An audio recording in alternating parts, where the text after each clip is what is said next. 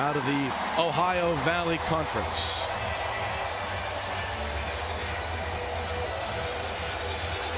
And it's a pooch kick to start things off.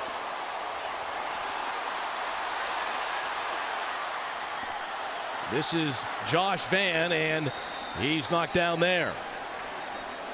And so now we will get a chance to talk even more in depth about Zeb Noland from Watkinsville, Georgia, not that far from Athens, Lake Oconee area, and he had some big numbers at North Dakota State, and before that at Iowa State. In fact, he had a brilliant game a couple years ago for Iowa State at Oklahoma.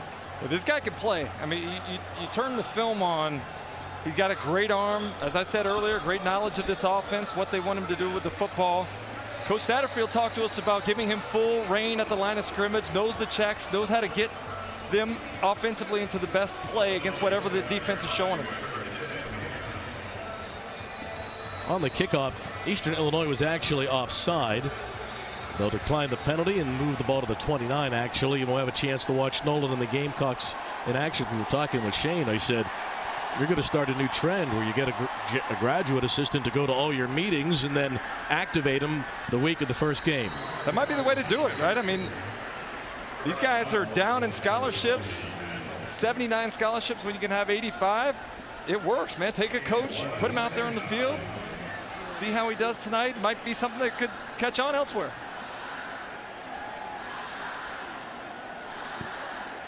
One-yard gain on the first play of the season.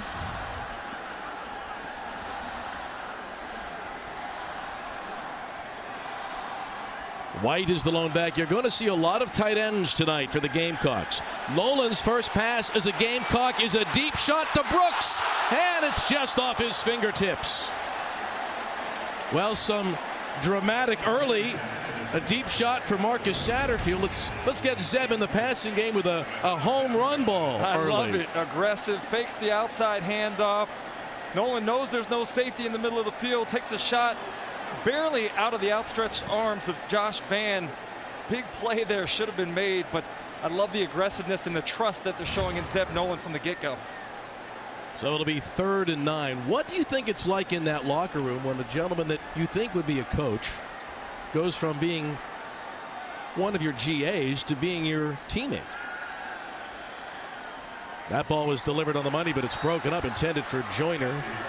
And it's a 3-and-out for the Gamecocks. That has to be an adjustment for the kids on the team. I'm sure it is. And I asked that question, you know, what were the quarterbacks like in that room? Were they receptive of you coming in? Did they take it as an insult? To the credit of those guys in that quarterback room, they've been very respectful, been very accepting of the decision that's been made. And all of them, including Jason Brown, who was thought to be the guy that was going to step into that role after Luke Doty got hurt, has been very supportive of what Zeb Noland's being asked to do tonight. This is Cooper Willman for the Panthers on the punt return. Calls for the fair catch, takes it on the 19. That's a 51-yard punt. And Eastern Illinois will get its first possession of the game. They're 0-1 on the season. They had a game that they could have won last week on the road at Indiana State. They outplayed them in so many ways, but turnovers were the killer last week for this team. They're going to make a change at quarterback. We were wondering, would it be Otto Coons, but it's actually former Duke Blue Devil Kis Katrenic that's going to start at quarterback. A gentleman from near Chicago and Alcuin, Illinois. And so Katrenic, the former Duke Blue Devil, makes his debut for the Panthers. And a first down throw for him. And it's an interception. Gamecocks get the game's first turnover. It was tipped and picked up by Foster. And the senior from Duncan, South Carolina, has the Gamecocks in business. Katrenic tried to make a safe throw outside, back shoulder. You're thinking worst that happens is it's incomplete, but the ball gets tipped up in the air. Great coverage, pressing the receiver to the sideline. Good defensive play there. And I believe it was Darius Rush that made the deflection so his teammate could come in and pick that ball off. Great start in the Clayton White era here for the South Carolina defense. And so Foster, who is in his 6th year, started at Gardner-Webb. He was the freshman of the year back in the Big South way back in 2016. He's got the Gamecocks in business. They're going to go direct snap now, so a little razzle-dazzle. And they give it right to Joyner, running to the left. And Joyner's knocked down back on the 30-yard line. Well, that was a really good defensive play by Russell Dandy. A dandy play, you could say, I guess. Right now, a tremendous play by Russell Dandy. Came up, filled the alley there, able to slip the block attempt, and made a play behind the line of scrimmage. Now, you said this is a little razzle-dazzle. That's Dakereon Joyner, the former quarterback. We were told by Marcus Satterfield he'll get an opportunity to play some quarterback tonight throughout the season because of how electric he is with the ball in his hands, puts tremendous pressure on the defense and causes issues with the numbers in the box. Yeah, he played that game. Remember when they beat Georgia a few years ago? He was the quarterback for the Gamecocks that day. Big hole on the right side for Lloyd. But again, the Panthers are there to knock him down. I thought there was a spot there, but Tyrus Harvey closed quickly for the young men from Eastern Illinois. I'm impressed with the speed and aggressiveness of the secondary players for Eastern Illinois. They've done a nice job of reading, recognizing, coming up, and making solid tackles right around the line of scrimmage. It'll bring up another 3rd and long for the Gamecocks, trying to take advantage of the interception here early in the first.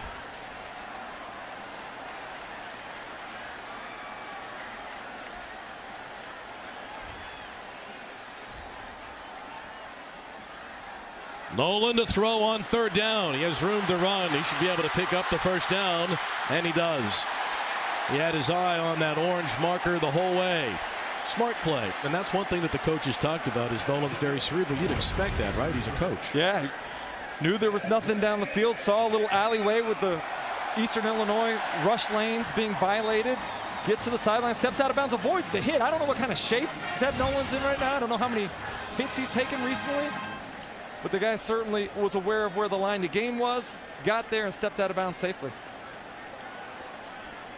From the 17, are you suggesting that the GAs don't work out quite as hard as the guys? Marcus Satterfield did laugh a little bit about him getting into the player or the coaches type of workouts and then trying to transition into more of a player workout here the last couple of weeks. Lloyd got about 2 yards. If the GAs here are like most other GAs, the workout is the treadmill on the Sports Center in the morning. That's exactly right.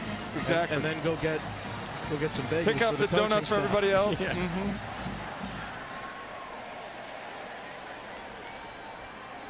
Nolan's dad, Travis, is here tonight. His father is a very successful high school coach near Athens at Lake Oconee. In fact, he's turned out some really good SEC products, including Max Johnson at LSU, Jake Johnson there as well. And never thought he'd be watching his son start for the Gamecocks. Leaping down inside the 10, another athletic move. Great job by Nick Muse, the tight end there, of getting him to the edge. Crack down on the outside defender.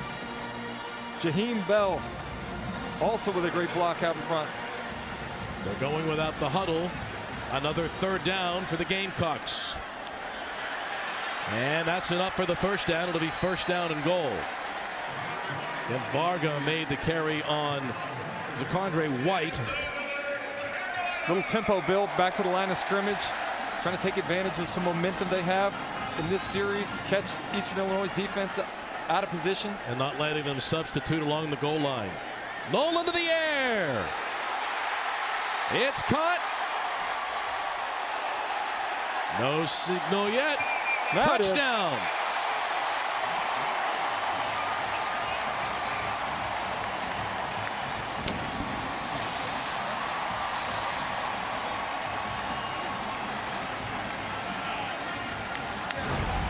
Marcus Satterfield told us Nick Muse was going to be a vital part of the offense this year. Just plays a little bit of post-up basketball there. Gets his position, uses that big body, catches the football solidly, and falls over the end zone for the first touchdown of the Shane Beamer era. Nolan is starting, of course, because of the injury to Luke Doty. Now the first extra point. They're going to review the play before they let Parker White attempt the PAT. There was a delay on the officials before they signaled that, but Terry Walters, the replay official, buzzes down to referee Steve Marlowe and says, we want to take a look at it.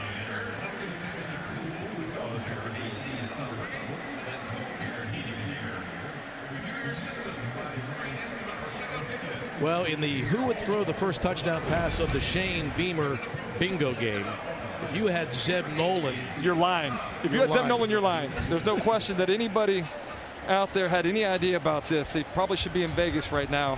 What do you think? Was he down before that ball crosses the plane? Did you see anything that could tell you that he was down before his backside hit the ground? The play was ruled a touchdown originally by the on-the-field officials. I think it'll be difficult to find something that would tell you otherwise. The ball's in his left hand. After further review, the ruling on the field stands. Touchdown. And Nick Muse from Belmont, North Carolina. And the former player William and Mary has the first touchdown of the season and the first score in the Shane Beamer era for the South Carolina Gamecocks.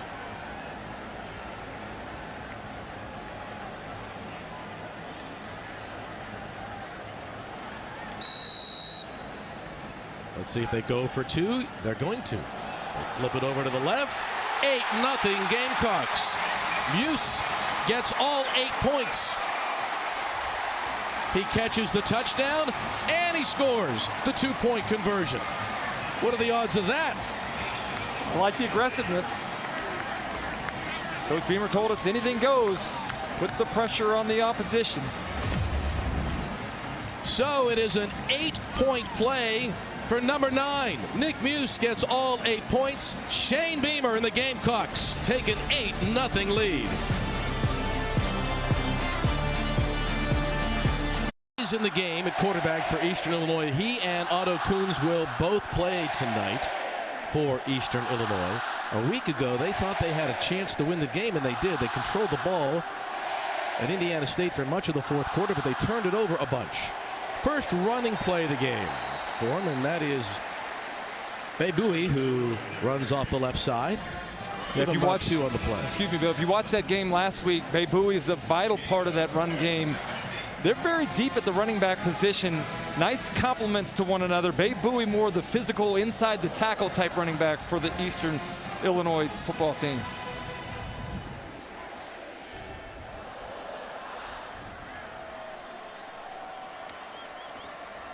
From the 27, run it again. If you're going to upset an SEC team on the road or beat anybody on the road, you're going to have to not turn the ball over, and that's Kotrenick's role right now. It's a bad break on that last one. Was a okay decision, had man coverage on the outside, tried to back shoulder his receiver, but the ball was tipped up. Great play by the defensive back, keeping the play alive for a teammate to come over and pick it off. 4 receivers now for the Panthers on this 3rd down and 5. Here's the blitz. Down he goes. Johnson gets the first sack of the season for the Garnet and Black. Brad Johnson knows a little something about rushing. The quarterback played edge last year for the South Carolina defense. Moved to the middle this season. Has a nose for getting after the quarterback. That right there ending any hopes of extending the drive for Eastern Illinois. Josh Vann to return the punt from Neidhart. Almost had it blocked. Short kick, and it goes out of bounds. I'm not sure how that wasn't blocked, to be quite honest, but nonetheless, the Gamecocks are going to get great field position on the plus side of the field. Come back after the break to Columbia. No doubt about it. What a great mentor in Coach Spurrier. What a great mentor in his father, Coach Beamer. Not a whole lot of people have an opportunity to learn from two of the best in the history of this sport, but he certainly has, in addition to some of those other places, the other coaches we talked about, Kirby Smart, Lincoln Riley most recently. So an incredible pedigree that Shane Beamer brings here to South Carolina. He said he had a binder that he has kept since he started his very first job as an assistant coach with George O'Leary in Atlanta at Georgia Tech, on things he would do, and he held that binder over the years, over 20 years, and now he gets to use it as a head coach. Good second effort, got about a yard on the play. Let's go down to Alex. Well, yesterday when we were talking with defensive coordinator Clayton White, he said as soon as Shane Beamer was hired for the head coaching position at South Carolina, he said, that's who I want to work with. And he said coming here, the message on their first team meeting was it's about earning trust and ownership. And it doesn't happen today. It's going to take some time, but it's trusting the process and earning trust. It's a challenging job. I think everyone realizes he's 44. He's not been a head coach before, but he has had time to think this through. He's got a really good staff. Nolan to the air, and he misfires, although Joyner probably should have held it.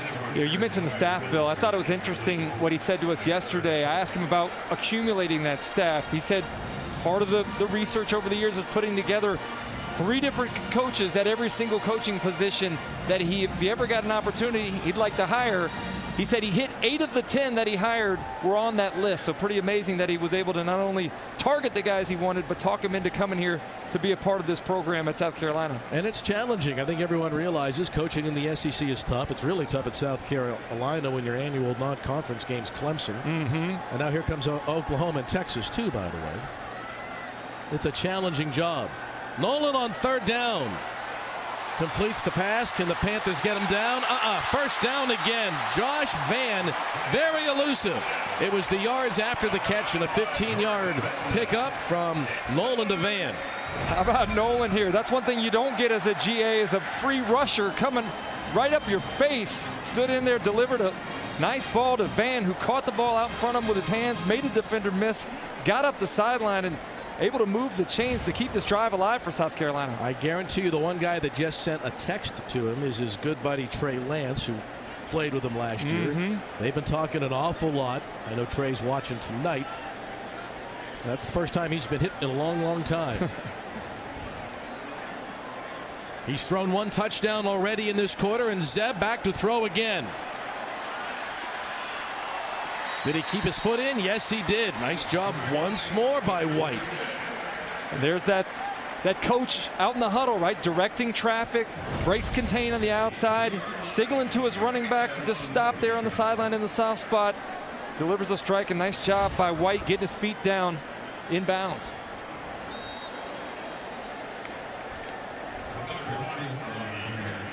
That's a loss of a yard on the play, and it'll be another 3rd down for the Gamecocks. They have been successful in converting on 3rd downs, 3 of 4 to start the game tonight. This will bring up a 3rd down and 2 now for Nolan. From Oconee County High School to Iowa State to North Dakota State to South Carolina. That has been Zeb Nolan's career over the last 5 years. Out of the I formation now for the first time tonight. And they moved up front again. That'll make it 3rd and 8. False start. Offense, number 75. 5-yard penalty. 3rd down. Yeah, that changes the play for sure. Well, disappointing. Your offensive line is one of the most veteran groups on this team. You got to be able to use the snap count in your favor. Look, as you mentioned there, trying to draw off the defense, convert without even having to snap the ball. But if you can't trust your guys to hold their water, it makes it very difficult to use that snap count to your advantage. Shane's keeping a close look on penalties tonight. He said, I want to look like a really well-coached football team. He said, I saw a lot of sloppiness earlier this week in some of these season openers. They keep it on the ground on 3rd and long. Lloyd stays on his feet. He's got the first down, and the Gamecocks will have 1st and goal. It's a 15-yard run. Been over a year waiting for that Marshawn Lloyd debut, but we get it here tonight. Nice job bouncing it outside, seeing that hole, put his foot in the ground, getting vertical, and you see the speed that Marshawn Lloyd brings to this running back crew. Marcus Satterfield told us he's twitchy, and you could see some of it right there with the versatility and that speed getting up the sideline. Oh, he's worked so hard to come back. He tore his ACL in the preseason a year ago. You know what that is like when you come in. You're so highly touted. You want to play. Gamecocks, it appears they have like 11 tight ends in the game. It's just 3. That'll get him down to the 7. When you have a kid who's so highly recruited like Lloyd was, right? Everyone in Wilmington, Delaware, right? Everybody's talking about him. The whole Palmetto State. And then he gets hurt. Yeah. One of the big disappointments of last season. Ironically, though, it was Kevin Harris that had an opportunity to step in, had the second most yards from scrimmage rushing the football last year in the SEC, over 1,100 yards. Will not be available tonight, coach's choice. So we'll have to wait to see Kevin Harris, presumably next week. But it gives Lloyd and White and the others a chance to make their mark in the season opener. Nolan to the end zone, just over the head of the intended receiver. That was Jenkins.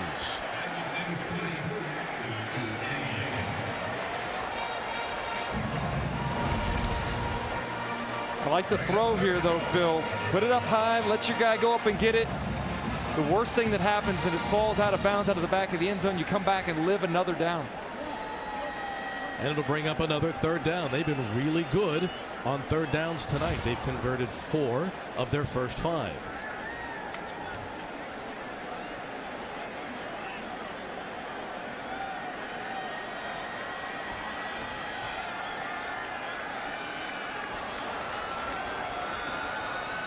On the ground, Lloyd gets the ball to the 3. It will be 4th down and goal. Nice cut by Lloyd, though. Jordan Miles came unblocked, flashed in front of Lloyd, put his foot in the ground, and then was able to get vertical to at least give him an opportunity to make a call here on 4th and 3. You think they knew on the third down play call that they would go for it on 4th? He did tell us he was going to be aggressive. I like the message that this sends not only in this game to your team, but all season long. This is what we're going to do. We're going to try to catch teams on their heels and take advantage of it. Nolan in the gun. Lloyd off his right hip on 4th and goal. To the end zone. Touchdown.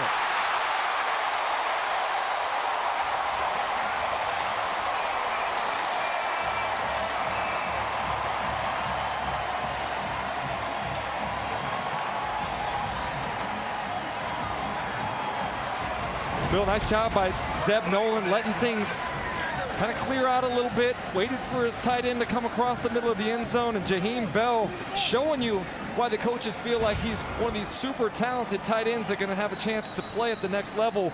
He's got the size, he's got the athleticism, that time great ball skills to go up and catch the football with his hands. Parker White in to attempt the PAT.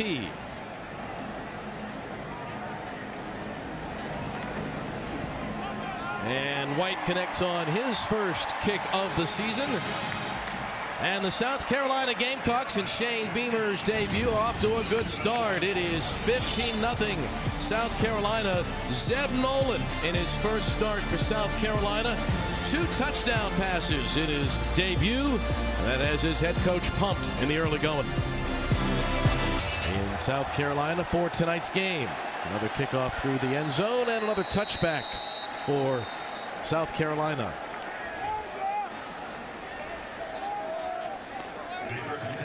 Well, when we visited with the coaching staff for Eastern Illinois, they talked about we're going to try to play as hard as we can. He said they may out-scheme us.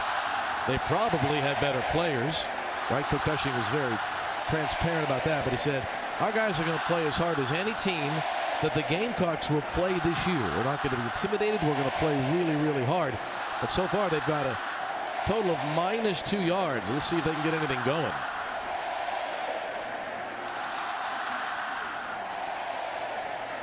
That's the biggest gain of the day. Your first down over to the left side to Richards. Xander Richards, a junior from Burleson, Texas. I would say, Bill, that the receiving core for Eastern Illinois is one of the strengths of this team, along with that offensive line, a veteran offensive line that's played a lot of snaps. But watching the receivers last week against Indiana State, they make contested catches.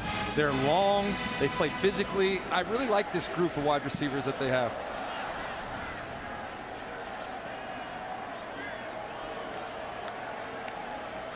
Kotranik to the air again. This is Hamilton. Big hit, but he's got the first down, I believe. Yes, out to the 36-yard line. Smith with a tough hit. Hamilton's one of the guys. They told us he's on that get-it-to list, trying to find a bunch of ways to get him the football. Pretty good start to this drive here, able to move the chains, get some positive yardage, try to get into a little rhythm offensively. Well, if you're the Panthers, you say to Kotranik, just get us a first down, and then let's get us a second one, right? to the air again for the former Duke Blue Devil, and a deep shot down the field, and it's incomplete. Much like we saw on the first play of the game for South Carolina, that time it's Eastern Illinois trying to take advantage of no safety in the middle of the field. You got one-on-one with your receiver running inside the defender, but you just can't connect because of the pressure that South Carolina able to put on the quarterback, Katrinic. Tyler Hamilton was the intended receiver. He is a young man that transferred over from Purdue. He was a defensive back, and he's moved to the wide receiver position. One of 4 receivers in the game on this 4-receiver set. Here is Mackenzie Pierre, who started his career at Syracuse, and he gets stopped for no gain on the second down play.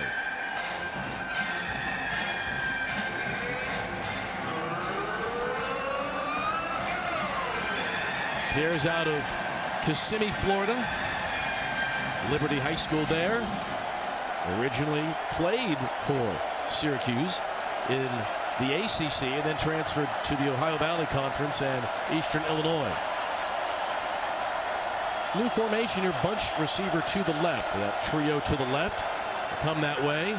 It's caught by Richards, but well shy of the first down. It's only a 4-yard pickup. Gamecocks will give him that, and they'll force another punt.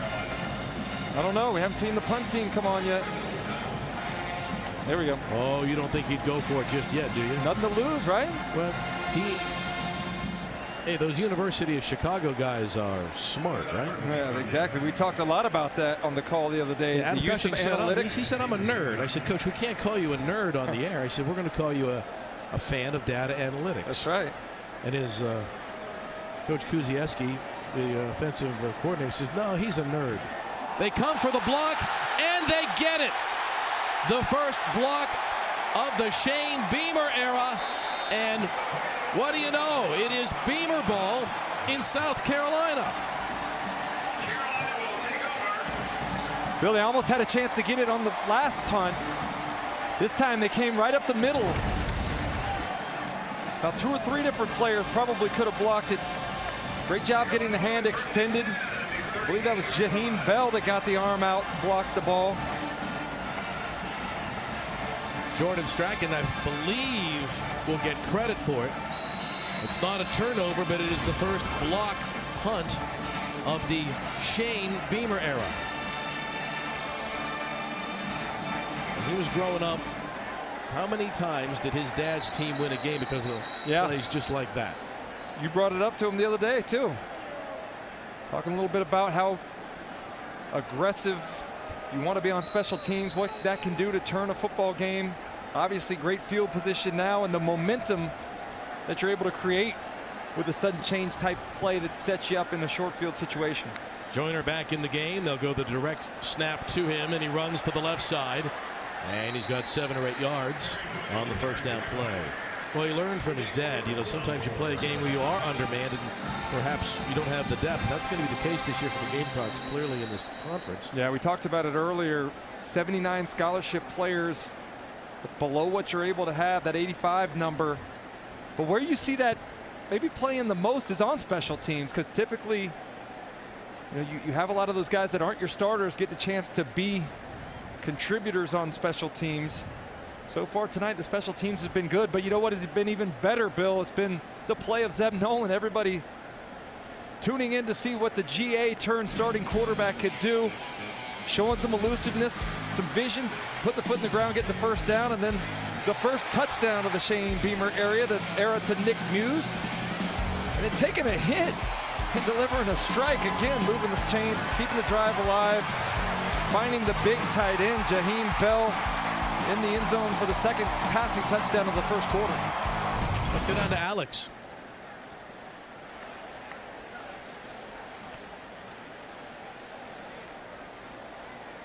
Well, for Zeb Noland, he's a coach's son. He says that his dad is his best friend, and since January 14th, 2016, he has not missed a phone call from his dad. His father, Travis Noland, Bill, as you talked about, is a high school coach in Georgia. And when he went after this position, his dad came down to watch him play at practice, and his father said, son, it doesn't matter how you get in the house, whether it's through the window, the front door, through the roof, make the most of the opportunity. He took that to heart, and that's exactly what he's going to do. He wants to be a tough competitor, a mentor for his teammates, and leave this program a better place. It's kind of amazing, Bill, to think about how many guys out here on the field as players or coaches are sons of coaches themselves. Like, we talked about Shane Beamer, his father, Frank Beamer. Right. Talk about Zeb Noland. Marcus Satterfield, another one, the offensive coordinator that's a son of a high school coach. So you can tell the guys that just have high football IQs, the ones that have been taught and grown up around the game, moving into a high level of play as coaches and in Zeb Noland's place now as a player. That is the end of the first quarter. So far, so good for Nolan and South Carolina. The Gamecocks are back at Williams-Brice Stadium on this Saturday night, and it's a good start for the home team. 15-0 Gamecocks after one. South Carolina leading 15-0 on its home field as we go to quarter number 2 on this Saturday night in Columbia. Shane Beamer's debut has been, well, prototypical Beamer ball, right, Chris? Special teams and defense. 14 yards allowed. They've blocked a punt, and they've got a couple touchdowns on the board, and they convert a 3rd and short, moving the sticks down to the 22-yard line as McDowell gets the carry. Yeah, Juju McDowell. Right about the special teams play. They had a chance to block the first punt, saw that, came back, did block the second one. And again, I think the key tonight has been field position. Interception, set up a first short touchdown for South Carolina, and then the block punt again, giving them opportunity to take advantage of a short field situation. We'll be joined by the other Coach Beamer who is in the stadium tonight, Shane's father, Frank Beamer, the former Virginia Tech head coach, coming up in just a minute or two here in the booth. And he's proud to watch his son play tonight. McDowell gets another carry. The Gamecocks have great depth, even without Harris available this evening. They're showing us some great depth to that tailback room, aren't they? Oh, it's one of the strengths of this team. A lot of talent there in addition to Harris. Finally getting a chance to see Marshawn Lloyd after that injury. White and McDowell, two guys that Marcus Satterfield was really excited about getting a chance to look at it game action tonight. Nolan hands it off again. It's one of the better defensive plays up front for Eastern Illinois this evening. They've been feisty. You talked about Coach Cushing's desire to have them play hard. The defense has really been aggressive. They've done a nice job coming up, making plays around the line of scrimmage, solid tackling. You haven't seen a bunch of missed tackles so far tonight. He was a longtime assistant coach, offensive line coach at Northwestern. He brings that mentality, a Northwestern mentality, in some of the schemes they do and some of the names they have for various positions on the team. Another 3rd down. Let's see if they can get off the field. The Gamecocks have been brilliant on 3rd down thus far tonight. Nolan lets it go, and it's incomplete. And the flag, so they'll get a 3rd down conversion by the penalty.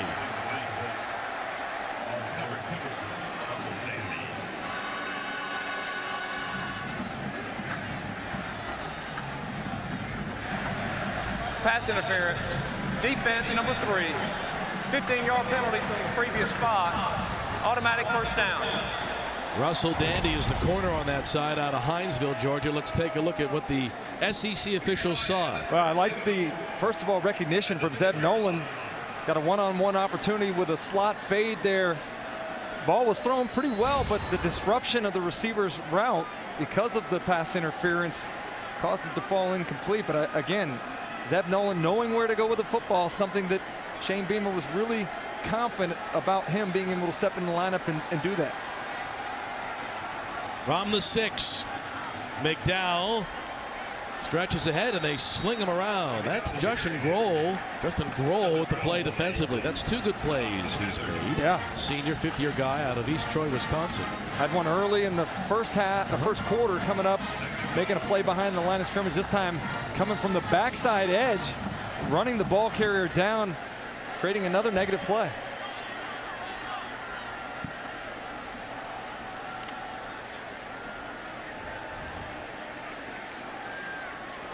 Gamecocks change tailback, so Condre White, the senior, is the lone back.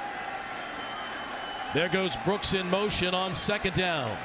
Second and goal for Zeb Nolan. And he loses the handle of the snap. There's flags. I think they moved a bit early. Then the center, Eric Douglas, got the timing messed Before up. the snap, false start, offense, number 71, 5-yard penalty. Second down. Penalty actually helps them. They don't lose the down on the play. They lose a couple of yards, but it's better than a... I might have been inclined to Third goal. decline that penalty, actually. Yeah. I guess that was before the That's snap. true. The dead ball, Yeah. you can't decline it. Yeah, you're right. So they keep the down. It'll be second down and goal, but back on the 12-yard line now for Zeb Nolan. He's thrown for 2 touchdowns already tonight. He thought he'd be holding a clipboard in the coach's box as the GA tonight. Instead, he's up under center. Looking for his 3rd score of the game. He's got it. Touchdown, South Carolina.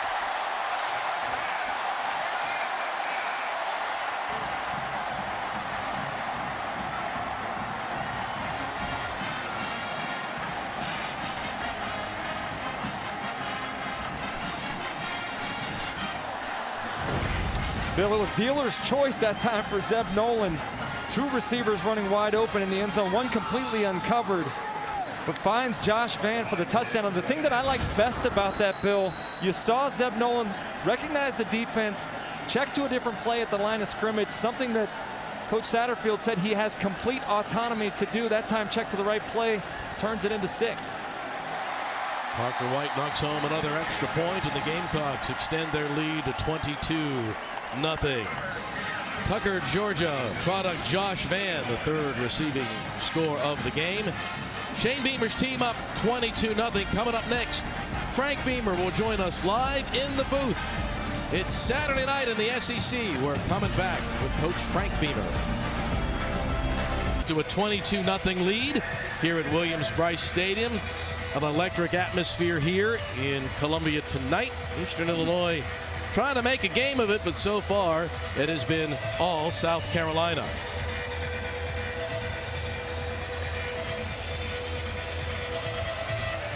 And the kick back to the Panthers, and another touchback, and it'll be a ball on the 25-yard line. Well, we were talking about head coach Frank Beamer joining us here in the booth. First of all, Coach, man, is it great to see you tonight. Congratulations. Thank you. Great to be here, and love the way the game's going. I think you always worry about a first ball game, and are you making a lot of penalties? Are you not real sharp? And other than a couple of things in that last drive, I think South Carolina's been exceptionally sharp, ready, well prepared. So that's good to see. Let me ask you, what has it been like for you to essentially turn over the keys to the family business to Shane? We're really proud of him. Shane's worked very, very hard. He works at recruiting. He works at being a good football coach. He's been with some of the best in the business. I don't know if anyone could have a resume with better people to have been with during his career than what he has. And so he's learned from some great people, and I was fortunate to have him at Virginia Tech, and he was the first one in the office for me. And I think that's just the way he's always done it, and he's always been well prepared. Coach, we had a chance to talk to your son yesterday. He said he's been looking forward to being a head coach for a long time now. How old was he when you first identified that might be something he'd be doing in the future? Well, where we lived in our first home in Blacksburg, we had a porch, and there was a field, a little track and a little field out back. And when he'd get up on the porch with his walkie-talkie set and instruct his sister, Casey, and all the kids in the neighborhood what he wanted to run, we kind of got an idea, this guy may be a coach. When he first told me, hey, I think I'm interested in being a coach, my first words were, are you completely nuts or what? You live in this house and you're thinking about being a coach? But he knows the ups and downs of the business, and he's prepared a long time for that. So what was that like for you tonight? I mean, as players, as coaches, we have a little nervousness. What's it like to be a parent of a coach making his debut? I tell you, I'm a lot more nervous. When you're down there involved and you're moving around like Shane is right now, and your mind is other places, but up here You know, you kind of live and die each play, and but you know, we're very, very proud. I'm nervous, but I'm very, very proud. His defense has played great, and they get the quarterback down again. So in the first quarter, Frank, a block punt, right? Special teams, a 2-point conversion. They hold him to 14 yards of total offense. That's vintage Beamer ball, right? Yeah, you know, that's what I'm saying. I think this team is well prepared. The things that we've seen here early kind of gives you an idea that, hey, preseason camp went well.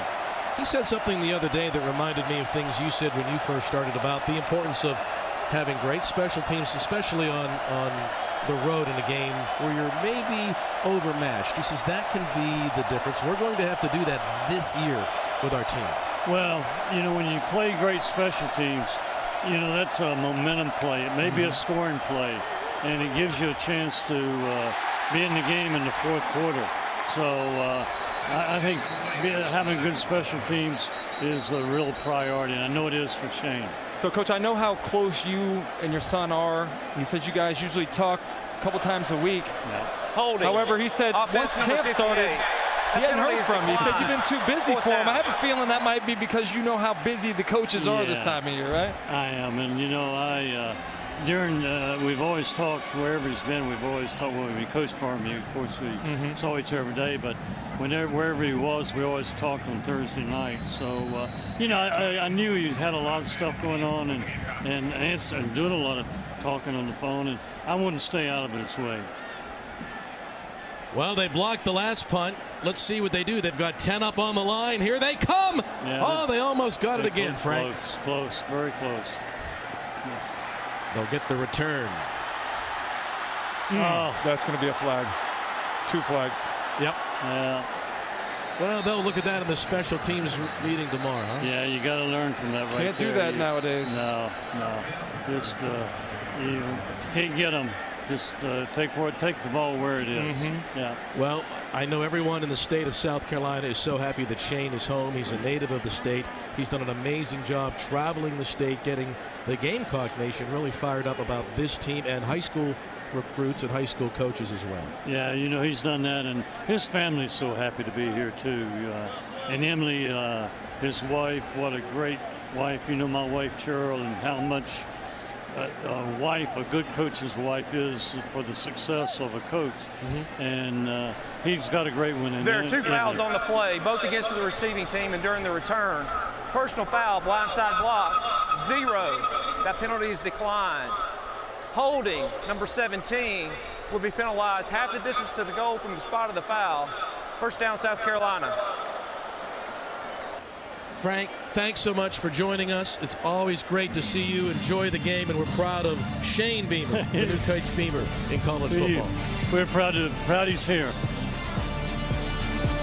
People here today. It's been over 600 days since they had a chance to all cram in here for that student section and do the traditions that are so important to this university and the SEC in general. Really cool to be back out here. The camaraderie that we all have, that college football brings out in us. The opportunity to tailgate. You know, football was great last year, but without the things that we do in the South, the tailgating, the traditions in the stadium, the energy that these fans bring, it left something missing. And I think being here tonight just closer to getting back to some sense of normalcy. Well, EIU didn't score, Chris. They did flip the field. Gamecocks starting from inside their own 10-yard line. Lloyd got that carry, picked up about 4 yards on first down. What they need now is they need to create a turnover. They need to get a 3 and out and get the ball back and get some good field position. You talked about it a little bit earlier. It's a team in terms of athleticism, size, strength, probably overmatched, but Eastern Illinois has played really hard, scrappy on defense, solid tackling tonight, trying to make this South Carolina offense earn it. Over the middle, beautifully delivered to the 25-yard line, and that will be a first down to Smith. 15-yard pickup. Nice to see Ortre Smith back out there. We've seen some flashes of him, what he's capable of throughout his career. And, you know, Marcus Satterfield told us yesterday, these guys, they've been judged, but really haven't been given an opportunity. I think there's more talent here amongst that receiving core than what a lot of the fans and media members are giving them credit for. And tonight, we've already seen a number of different guys make plays. That time, Ortre Smith. We saw Josh Vann earlier. Some plays by DeCarron Joyner and Jalen Brooks. Try to pop it outside that time, did Lloyd, but nothing doing. It'll be a loss of a couple yards on the play. When you have so many good tight ends like they have, they're going to do a lot of 12 personnel, right? One back, two tight ends. That can be really effective. Oh, especially when you have guys that can both block as inline tight ends attached and guys that can create mismatches in the passing game. And they have a number of those guys. We saw both Jaheim Bell and Nick Muse already in the first half score a touchdown each. So I think it's going to be a vital part of this offense as we head throughout the 2021 season. They're not in that now with 3 receivers in the game on 2nd down and 12, but Gamecock fans are going to see a lot of interesting formations with their tight ends this year. There he is. Right there. Nolan delivers it again over the middle. People say, why don't you throw the ball to the tight end? I think that's the #1 question asked on coaches' radio shows from coast to coast. Coach, why don't you throw the ball to the tight end? We got Jaheim Bell. That time, Jaheim Bell finding a soft spot in the defense, showing his numbers, and Nolan delivering it on time. That's what you want to see, right? It's 2nd and long. Let's get half of it back and give ourselves a convertible opportunity on 3rd down.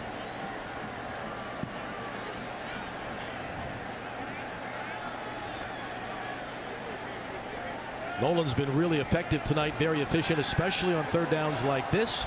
That throw was delivered a little bit behind the receiver. A nice job to stay on his feet, and White has the 1st down. Well, he bailed out his quarterback there, didn't he? Because that ball was kind of thrown off his right hip, didn't you think, Chris? Yeah, it was a great catch, and that's one of the things Marcus Satterfield told us about White that he likes so much, his ability to catch the ball out of the backfield. Does a nice job not only catching the football, but then making a man miss, getting upfield. If he would have been tackled there, it would have been short, and they probably would have punted. But White, with his 2nd effort, able to get past the line to gain and move the chains. Gamecocks are 6-9 now on 3rd down here tonight.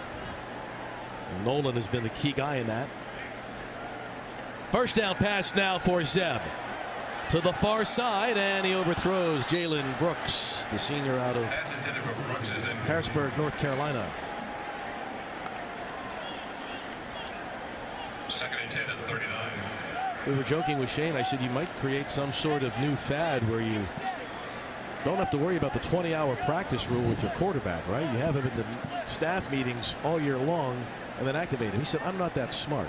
But the fact of the matter is, it is interesting. But it doesn't. Do rules even matter anymore? Well, we got guys, quarterbacks making over $1 million. You can transfer and play right away. It's basically free agency. I mean, it's very little semblance of the game that I played. Yeah. Lloyd on 1st down ahead of the 43, got about 4 yards on the play. The thing is this, right now there are other GAs watching around the country. Now the thought's going into their mind. They're saying, you know what? Maybe I need to go down the hall to Coach Saban and ask him if he'll activate me. Now, 99% of the time, you're going to get thrown out of the coach's office. Yeah, 99% of the time you haven't played in the last few months the way that Zeb Nolan has at North Dakota State, having played a spring season. And in that same vein, I mean, Eastern Illinois team played in the spring. I mean, it's an interesting dynamic with those guys having played so recently. Is it a positive in terms of the retention and what they're able to do and build on having played so recently, or a negative in fatigue factor? Nolan, now there's a smart play, right? No one was open, so he kind of slung it sidearm, incomplete. Trying to set up the screenplay there, but the pressure from the Eastern Illinois defense forced Zeb Nolan to get the ball out of his hand before the play could develop. As you mentioned, a nice play and not taking the sack, but first time we've seen a stop here. There's a late flag on the play, too. Let's see what it is. Intentional grounding. Yeah. Number 8, offense. It's a loss of down at the spot of the foul. 4th down. Now, I thought he kind of slung it over there and maybe at Brooks's feet, but the officials aren't buying it.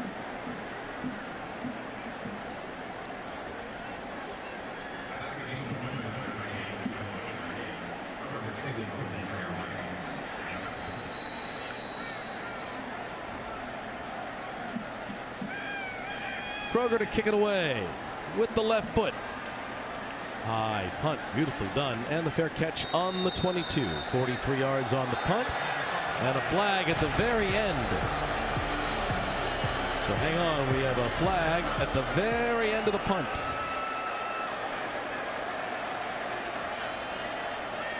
Cooper Willman, who's a freshman, is the one that had it.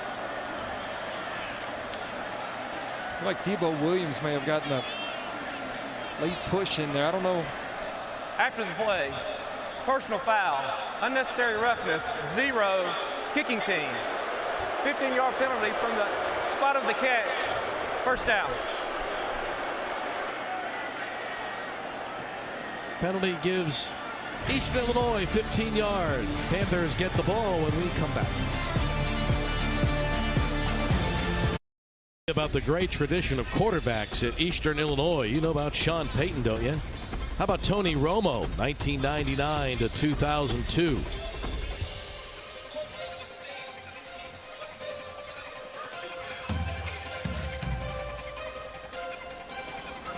Jimmy Garoppolo, another former Panther quarterback.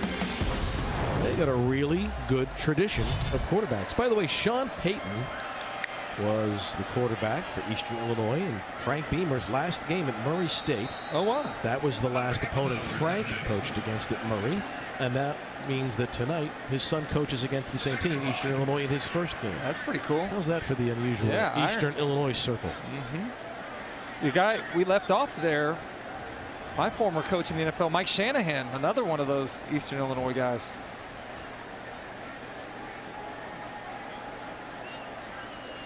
Katranik on second down. He's gone the distance so far at QB for the Panthers. He's hit as he throws, and it's a bit underthrown. Tyler Hamilton was the intended receiver. Now flags are thrown downfield. Jalen Dickerson had the coverage there. The ball was uncatchable, but it was a completely unnecessary amount of contact down the field. Pass interference. Defense number 4. 15-yard penalty from the previous spot.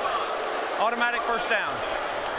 And Bill, that was one thing that we talked to defensive coordinator Clayton White about. Wanted to play clean, avoid penalties. The ball's not going to be caught. So no real reason to grab the receiver in that situation. Just a ill-advised play that gets Eastern Illinois now in some pretty decent field position for the first time tonight. First time they've crossed the 50, and they've got this with 3:44 to go. You know, while it's a disappointing play, it's a teaching moment for the Gamecocks. I mean, defensive backs are concerned for him. There's a gain of about 0.7 on first down. Shane mentioned it. He said, you know, defensive back, linebacker depth. Those are the two biggest concerns we have. They got guys in that defensive backfield that they're trying to have to piece some things together. There are people that are long gone that Shane thought he would have when he first got hired. They were down 5 guys from the secondary from last year. And so trying to use the transfer portal, bring in some players just to get your numbers up. You're right. I think it's going to be a real interesting thing to keep our eye on this year. Who kind of inserts themselves as a guy that can be trusted back there in the secondary for the remainder of the season? There's a good hit. Now that is closing speed on the corner from David Spalding. He's one of those guys that they got through the portal. Georgia Southern transfer. Great job there, seeing the ball thrown coming up. That's one of those Seahawk tackles. Take your head out of the tackle. Great job of making that play short of the line to gain. You might have seen him a year ago. He played for Georgia Southern. He had a 28-yard interception against App State. He is experienced. On third down, they stopped the play before the snap. And it's going to be a procedure call against Eastern Illinois. False start, number 82. Did not get set. 5-yard penalty. Third down. But Spalding's one of those guys, 29, and Carlins Platel and Tyrese Ross. They've been able to go out and get some people in the Gamecock secondary. Now that has Gamecock fans, you know, they're hopping on Google trying to figure out who are these people, because you're usually looking at high school player rankings, but these fans are going, well, this kid's experienced. He played at Georgia Southern. Let's see what he can do for us. And it's one of those things we just talked about. It's almost free agency. Hey, we got a need at a position. Let's go out, find some guys at some smaller schools that want to have an opportunity to play in the SEC. The Panthers have not converted a third down yet tonight. And a timeout taken. Timeout. Eastern Illinois, their first They'll of the step half. aside. 2:05 to go in the first half.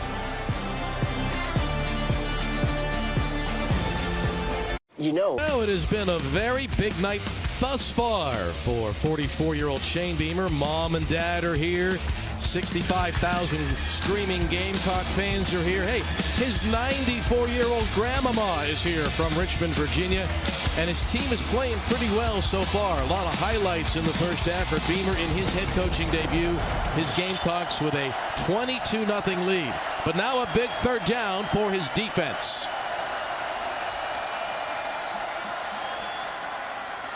That's going to be enough for the first down, but there's a flag on the play yet again. On offense, Bill, we call that a rub route. I think they're going to call that offensive pass interference, though, in the eyes of the officiating crew. Hamilton made the catch, but I believe you're right. The Gamecock players are pointing at the Panthers.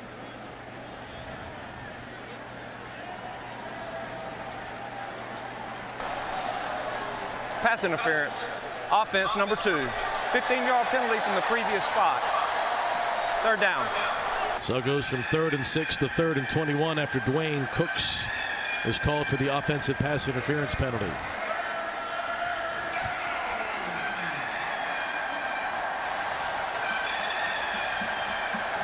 Chris, this is what was missing a year ago around the country, right?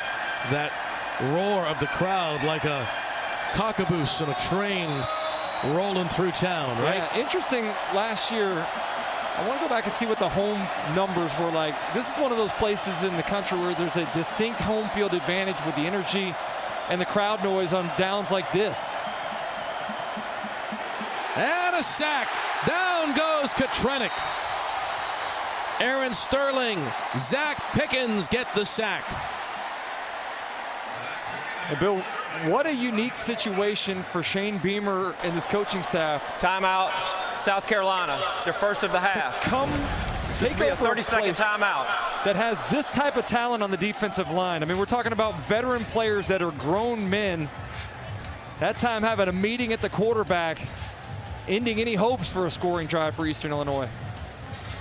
You're right. So the strengths of this team clearly are defensive line, right? Tight end. There are some strong points, and once Doty comes back, they're going to have 2 solid quarterbacks, it appears. True, and I think we talk about it, it's almost cliche in the SEC. It's a line of scrimmage league, but it's 100% true. And if you had to inherit something like this situation with the rebuild process that you know is going to be taking place, but to have the defensive line and the offensive line is not only the strengths in terms of talent and depth, but also leadership, is a huge luxury in year number 1. They hope to get Doty back as soon as they can. Can you win in the SEC with a great defensive line and some elite special teams, though? Is that enough? I don't know. We had this debate recently. If you had to take a good defense or a good offense in today's college football, which would you choose? They may have got a piece of that. They did. That's the second blocked punt of the game for the Gamecocks. Oh, this is a vintage Beamer ball game, isn't it? That was Jordan Strachan. For the second time tonight, Strachan gets his hand up and blocks a punt. Here's Beamer ball, right? Special teams on the 2-point conversion. That made it 8-0. Here's a block punt. Boom. That's the first for Strachan. Throw in a great defensive rush. And another sack. And the second block punt of the first half. Well, you know, he called the timeout. Now they have 1:33 remaining and 2 timeouts.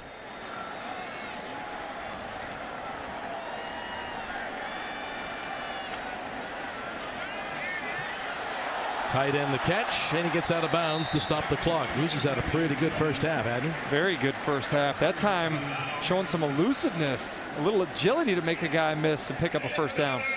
He was an all-academic player on the SEC Academic Honor Roll last year. He's on the Mackey watch list for the preseason. And they voted him 3rd team All-SEC last year. His brother's with the Raiders. I think everyone remembers Tanner. Played with Clemson.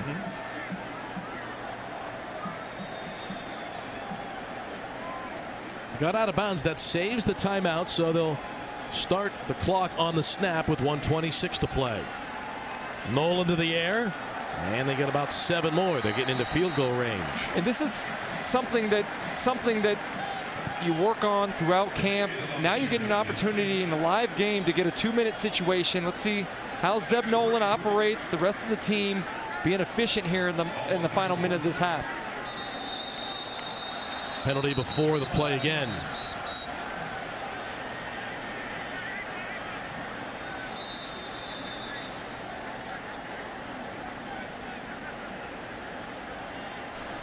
The previous play is under further review. Oh, so not a penalty. They're looking back at the catch.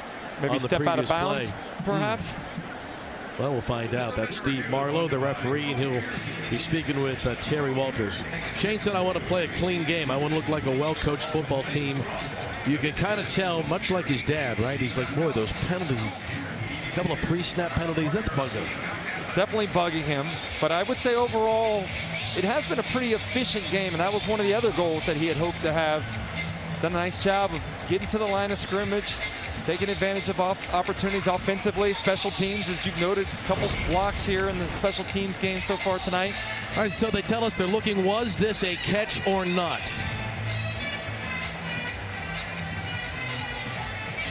Is there enough there to overturn it? A second look for you, Chris.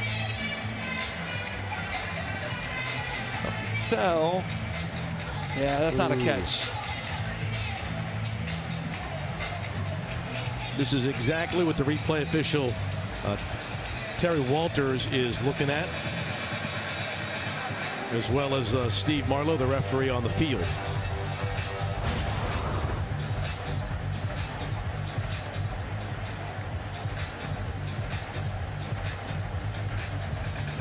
If nothing else, it's giving each head coach an opportunity to get a freebie timeout here and discuss what to do. If it stands, it's going to be 2nd down and 3. If not, it'll be 2nd and 10 back on the 41. Usually when they take this long to look at it, it's going to be overturned. What do you think? I agree. I think the ball clearly hit the ground. After further review, the receiver dropped the pass. It is incomplete. It'll be 2nd and 10 from the 41. Please reset the game clock to 1 minute and 23 seconds. So the delay there was how much time to put back on the clock, not necessarily the call. They knew right away it was incomplete. They're going to put 18 seconds back on the clock. It'll be 2nd down and 10. Again, an opportunity to practice situational football. Good field position with about 1 minute, 23 seconds to go here. Something, as a receiver, is my favorite part of the game, man. An opportunity, primarily throw the football, get a chance to reset, keep the defense on their heels. They hand it off on 2nd down and long. There goes White. And he slips and goes down. Well, in a couple of years in the NFL, you can get up and keep running. I don't know if his backside didn't look like it looked like he held himself up a little bit. Maybe. He got a 1st down on the play. The clock at 1:10. Gets it again. Hurdles a man. Gets inside the 20. He's an athletic player. So much for my declaration about primarily throwing the football in a 2-minute situation. South Carolina here, back-to-back plays, taking advantage of the run game, utilizing White, who we talked about the coaching staff really liking so far this season. 3rd carry in a row, and it'll be 1st and goal now for South Carolina. 3 straight carries for White. If you are a fan of his from back home in Delaware, you look at his leg and you go, he looks 100%, doesn't he? It's actually White, wasn't it? Yeah. From Coral Springs, Florida, I should say. Cape Coral, Florida. He looks dynamite. We have another injured player, and that is Varga, Tim Varga. As a Quandre White, actually somebody that Coach Satterfield talked to us extensively about yesterday. Kind of had a winding path getting to here. He was originally at Florida State, went to JUCO, has come to South Carolina, gotten a new opportunity, fresh start. And the coaching staff has really remarked about what a great worker he is, the commitment that he's shown, had some ball security issues, but has worked on that diligently to where that's no longer an issue. One of those stories that you kind of take pride in a guy having some struggles, but finding a way to overcome the adversity. going to be first and goal with 45 seconds remaining. Nolan has already thrown 3 touchdowns in the first half.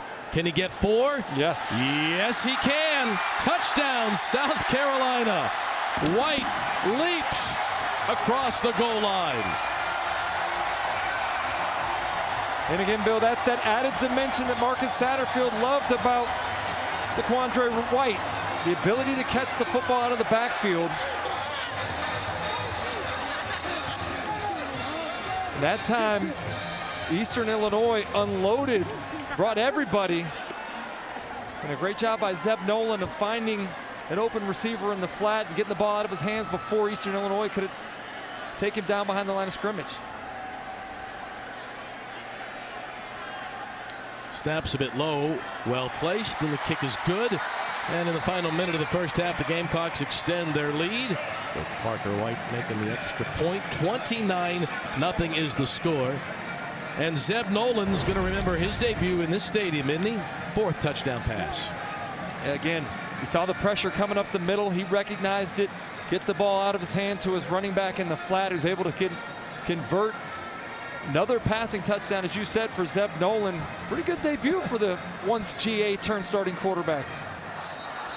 Zaquandre White probably could have gone low and I scored. don't know about that decision there, like almost a vertical leap. Do you think he was going to jump over the defender? I don't know, but dangerous play, yeah, right? Last thing you want to do is expose your midsection. So, again, teaching opportunity there on Sunday morning when they review that tape. 10-yard touchdown reception for White. Gamecocks extend their lead. The party continues in the end zone with the South Carolina students. You realize that for a lot of these kids, they didn't get to do this last year. That's like your freshman and sophomore class. Half your student body that's enrolled here didn't get that opportunity. I can speak to that. My daughter was a freshman last year at the University of Florida, not having a chance to do the usual things when you're a college freshman. It's disappointing for so many people in our society, but particularly the young people graduating high school and moving on to college.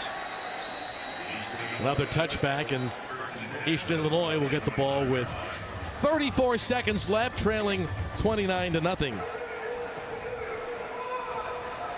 Jeter's been, by the way, perfect. He's batting 1,000 on touchbacks in the first half. Well, Katrenick's gone the distance at quarterback for the Panthers. They've been held to just 39 yards for Adam Cushing and his team here in this first half. As well as Nolan has played offensively, the Gamecocks defense probably gets all 5 stars in this first half. They've been dynamite thus far. Out of the pistol, they keep it on the ground. This is Pierre. And he got about 2 yards on the first down play.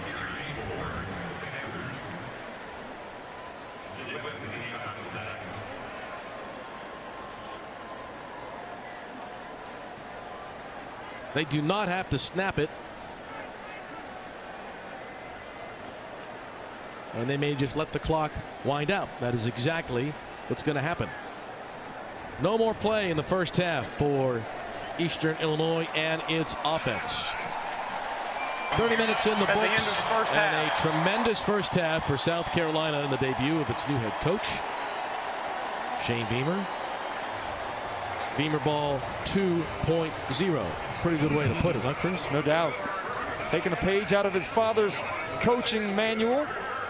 29-0 at the break, and these fans in Shane Beamer's debut, Chris Doing, are getting a little taste of Beamer ball, aren't they? Yeah, the apple doesn't fall far from the tree, right? Special team success, the swinging gate play to Nick Muse after he caught the first touchdown. Little block punt right up the gut.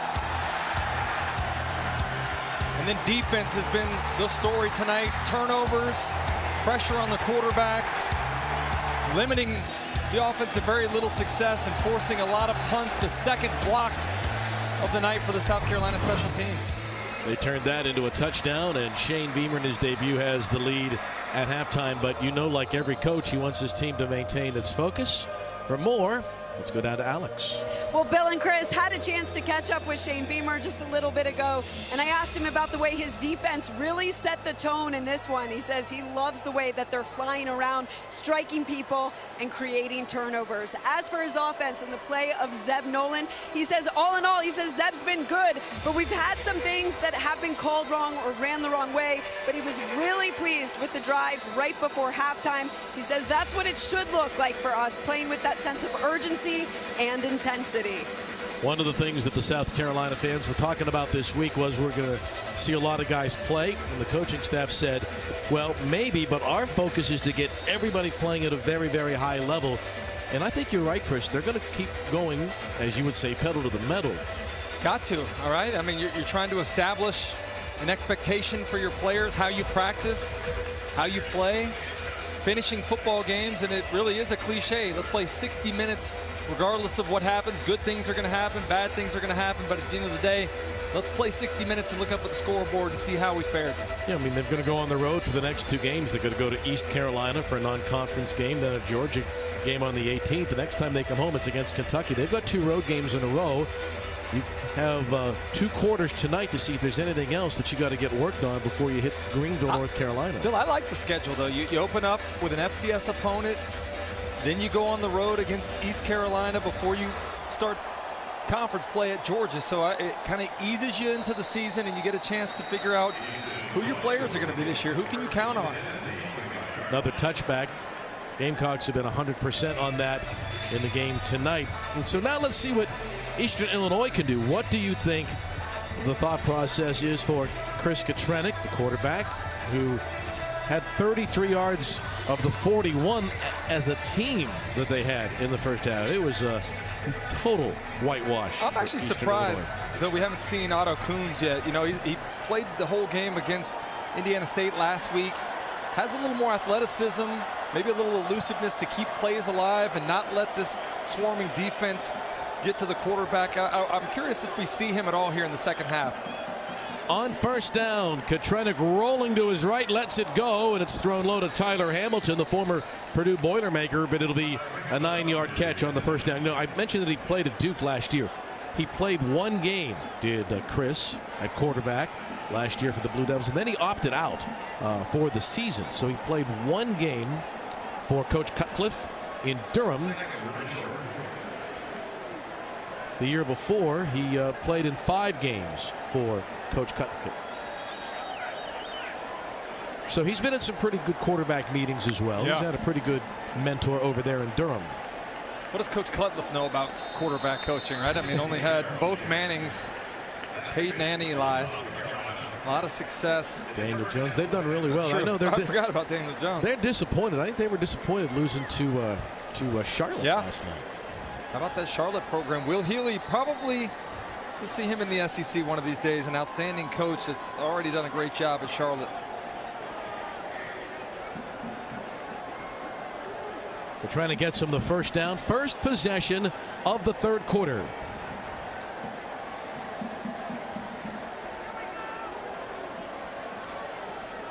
Gamecocks guard in the line. They're challenging those cornerbacks. They get to the QB again. That ball's going to be picked. We're going the other way. Touchdown, Sina. Jalen Foster. But we've got a flag on the play, it appears. Let's see.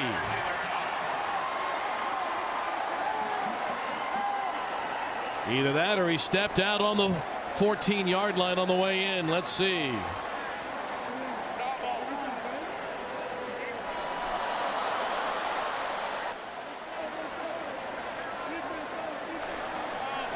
Offside. Defense number 21. 5-yard penalty. First down. All of that for naught. I'll tell you what, you can erase the interception, but you can't erase the feeling of getting hit in the mouth by Kingsley Enagbare.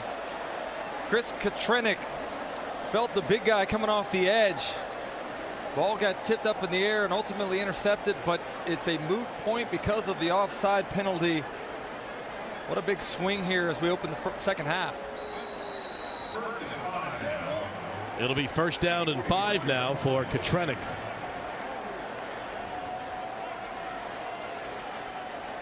Same formation with the trips to the left. Katrina calls for the ball. They're coming to get him again. They set up a little dump off, and the Gamecocks just too fast. Down goes Mackenzie Pierre.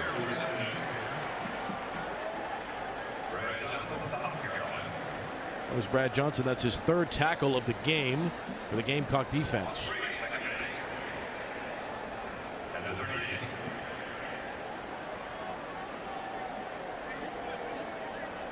This is the second largest crowd that Eastern Illinois has ever played in front of in the history of its program. Largest crowd they played once at Penn State.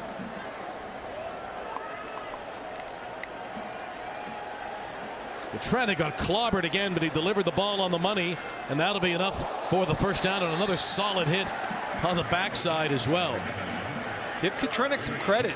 Again, a free rusher coming right up his face. Stands in there and delivers another strike, moving the chains. See the pressure coming off the left side. It's a good throw under duress.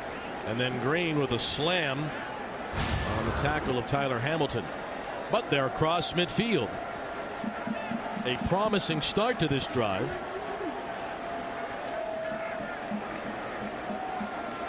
And an apparent pick six was negated because of an offside penalty, and the Panthers trying to take advantage of that now from the Gamecock 49-yard line. They keep it on the ground this time, and that is Pierre. There's a bit of a surge now for that offensive line. You know, the one thing that Eastern Illinois coaches feel is they got a pretty solid offensive line with a lot of cohesion up there. Let's go down to Alex. Well, Bill, I had a chance to catch up with Coach Shane, and one of the things that he said for our defense, and Chris, you talked about that, we want to play hard and we want to make them keep earning the South Carolina, that they're going to have to keep earning everything that they're doing. As for us, but we just have to take it one play at a time and keep it going here. Asked him, or talked with Eastern Illinois about Otto Kuhns, and he said that he has a sore shoulder that he suffered in practice. And as a result, evidently, that is why Katrina has gone the whole way. I like what they're doing here, though, Bill. They're moving the quarterback so that the defensive line, that overall rush for South Carolina's defense, is not able to take a bead and know exactly where he's going to be. We've seen a couple times already where they've moved the pocket. That time the boot to the outside for Katrina. Sets up a third and about 3. Panthers have not converted a third down tonight. If they don't get it, you could see him going for it on 4th down. But let's see what happens and see if Katrina can convert on 3rd down for the first time. But first, a flag. False start. Offense, number 72. 5-yard penalty. 3rd down. Alkanen Tanelis is the man guilty of the penalty. Changes the play potentially. Now it's 3rd and 8.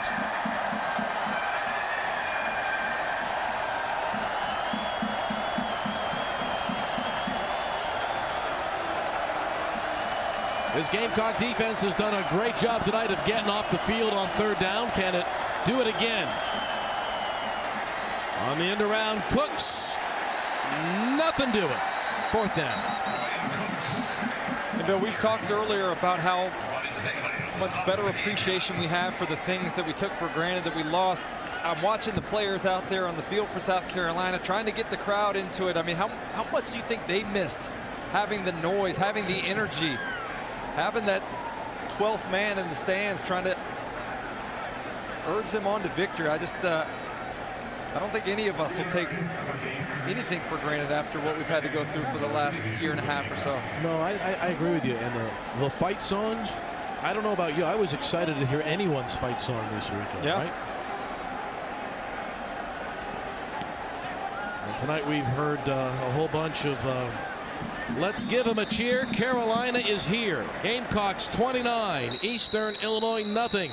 South Carolina. Days of coaches being up in the towers and being completely detached and letting assistants kind of run the show. That doesn't happen anymore. You know, even a guy like Coach Saban down there coaching the defensive backs, very active in the teaching aspect of being a head coach.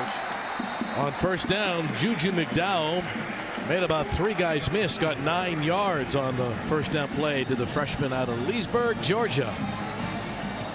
Another one of those guys that the coaching staff was really high on as part of the talented running back crew.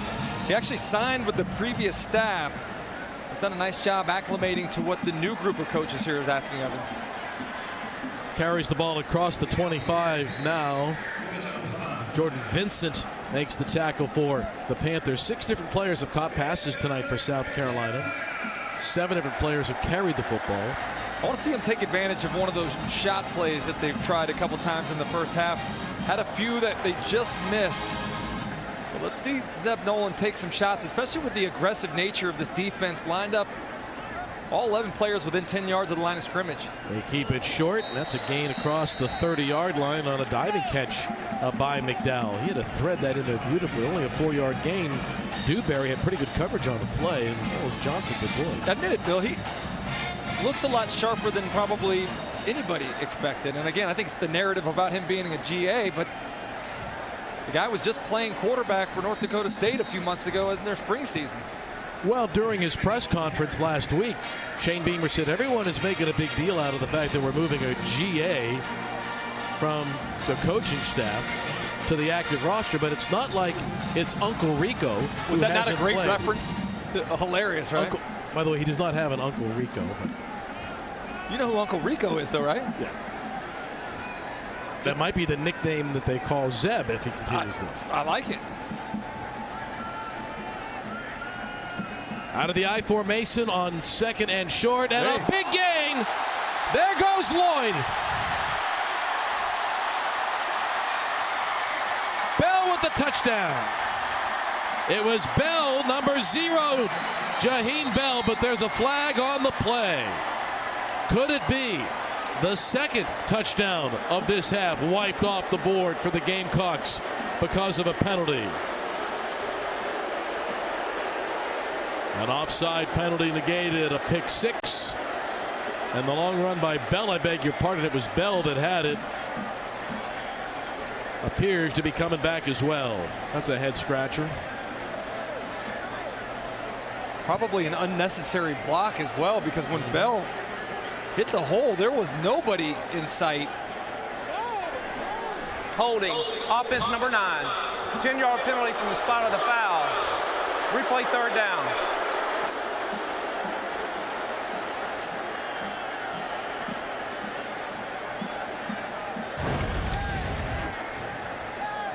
Nick Muse on the left side. He does get his app. That's a good call. Got the handful of jersey of number 8, didn't he? You got to get the hands inside. They teach it all the time, whether you're blocking as a receiver, tight end, or offensive lineman. Keep the hands inside the frame of the defender.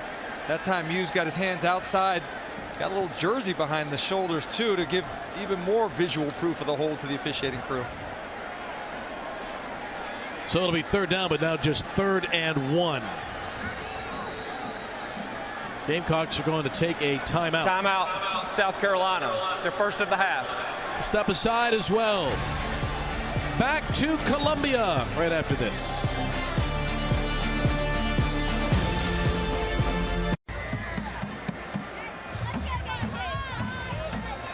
.7:17 remaining in the 3rd quarter. Williams-Brice Stadium, opening night of the opening weekend of college football. The debut of Shane Beamer as the head coach of the Gamecocks. Hope you're having a good holiday weekend wherever you happen to be. It's a great weekend. We've got great games all over the country. It's going to continue all the way through Monday night. After leading 29-0 at the half, the second half has been full of penalties for Shane. You can tell he's got that pen out. You know what he's writing down? Things to work on for sure. They have not been as sharp in this 3rd quarter. No, the mistakes that they were hoping to avoid. 2 big penalties. Interception return for the touchdown negated. And I'm not sure, the long run by Bell probably wouldn't have happened had Muse not held, as he was the crucial part of the block that opened up that hole. But at the same time, let's execute, not have negative plays, not put ourselves behind the chains. 2 tight ends on 3rd and short. Gamecocks convert again. They're 7 of 10 tonight on 3rd down. Lloyd picks that one up. And a fresh set of downs for South Carolina. They're on the road for the next two. They're in Greenville, North Carolina next week for some vinegar-based barbecue. And then they'll go to Georgia to start SEC play on the 18th. You're making me hungry, Bill. That's a good trip. Vinegar-based barbecue sounds pretty good right now. You let me know next time you want to head on over to Greenville. Let's do it. Nice shift. Boy, Lloyd's got some wiggle to him, doesn't he? All the way to the 45-yard line. 15-yard pickup. You're right, Bill. There's that quick twitch that Marcus Satterfield was talking about. A nice combination between being agile, having the vision to make a cut, and then the explosiveness coming out of that cut. Look at him put the foot in the ground, breaking a couple tackles, pushing the pile at the end and falling forward. And an injured player on the field for Eastern Illinois. It's got to feel good for Marshawn Lloyd, too. We talked about the return after the injury, testing that knee in live action, the confidence that you gain from being able to put your foot in the ground and know that you can drive out of that cut, taking tackles down around the knee area. Really nice debut for him tonight. Justin Grau, one of their corners, was the injured player. He'll come out. I remember Lloyd. Do you remember back in high school? He had that 69-yard rushing touchdown where he like hurdled that defender. It was like the #1 play on SportsCenter. I remember that back when he was in high school. I think, what is he, the highest running back recruit that South Carolina's ever signed, I believe? He was number 8. Way back on ESPN's top 100. Number 56 overall, but the 8th ranked back. Play fake this time. Dump it off. It's Joyner. Yes, it is. And he's knocked down by the cornerback over there, Kalen Drakeford. That's the old offensive coordinator's cliche. You can't go broke taking a profit. Had a potential shot down the field, but took the quick, easy throw to move the snap. 2nd down and 7. Trying to stay ahead of the chains here now. 3rd and short. That's the kind of efficiency that you're looking for from your offense, giving yourself an opportunity to convert makeable 3rd downs. They're going to go quick on 3rd down here with this bunched formation again. They keep it on the ground, and this time the Panthers gang up on Lloyd and push him back. How about Jordan Miles there? Penetration disrupting the play before it could even get going. Nice job by the Eastern Illinois defender. He had 6 tackles for loss last year. He's just a freshman for Eastern Illinois. I'm not even sure what to 91. call these guys. The freshmen, or, the guys that have been around some, guys that are 2nd-year freshmen. It's confusing, right? I mean, a problem we never had to deal with. Well, we were watching the Penn State game earlier today, and curiously, Penn State, if you played last year, they're counting it as a year. Even if you played last year, they're calling you a sophomore. Uh-oh. Here's Lloyd in open space. Kind of gives a little jitterbug, and he gets ahead of the 20-yard line. That was the old dead leg. Yeah. Hadn't seen that in a minute. 20-yard pickup for Lloyd. He's getting helmet taps from all his teammates after this clever move. You talked earlier, Bill, about how vital the tight ends are in this offense. Clearly, the running backs are a big part of what Marcus Satterfield wants to do. Slipping them out in the backfield quite a bit tonight. Easier throws for the quarterbacks, and those guys have all displayed the ability to catch the football well. Lloyd got him down to the 25. Now here is White with fresh legs. He picks up about 3 on 1st down. You kind of get the sense now that Beamer and this Gamecocks offense is just trying to pound them a little bit. They've had 2 touchdowns wiped out because of penalty. They're just turning it up right now.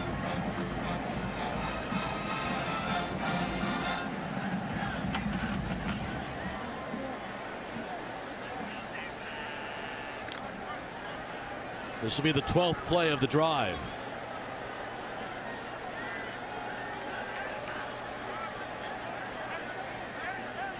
Remember, they started way back on the 16. Nolan, first man was covered. He throws it away. That's a smart play. Good play.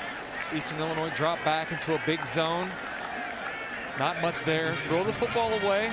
It's the same thing he'd be telling his players, right? As the GA a couple of weeks ago, he's probably informing those guys about the need to be judicious with the football, throw it away, live to play another down. That time did just that. They have a chance here, 3rd and 7. You know, last year after Shane talked initially with Travis Nolan, Zeb's dad, Shane talked when he was at Oklahoma with Lincoln Riley about Zeb coming to Oklahoma as a GA. He had no intentions of playing, and then Shane came here, and then, well, we know the rest of the story now. That ball thrown in a crowd, and it's incomplete.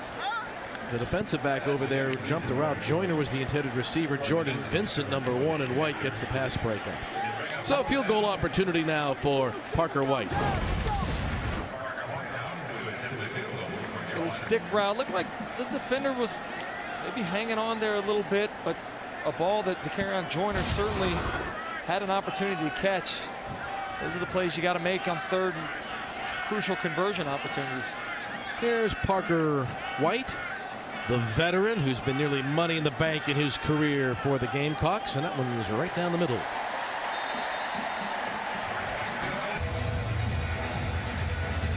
Sandstorm tonight for this Eastern Illinois team. They're getting hammered at the moment, 32-0. It's been a party in that end zone for those South Carolina fans down there, and what a job by this Gamecocks defense. They have been dynamite tonight. So is the kicker Jeter. He's put every kickoff through the end zone. As Matt Judd set to return the kickoff.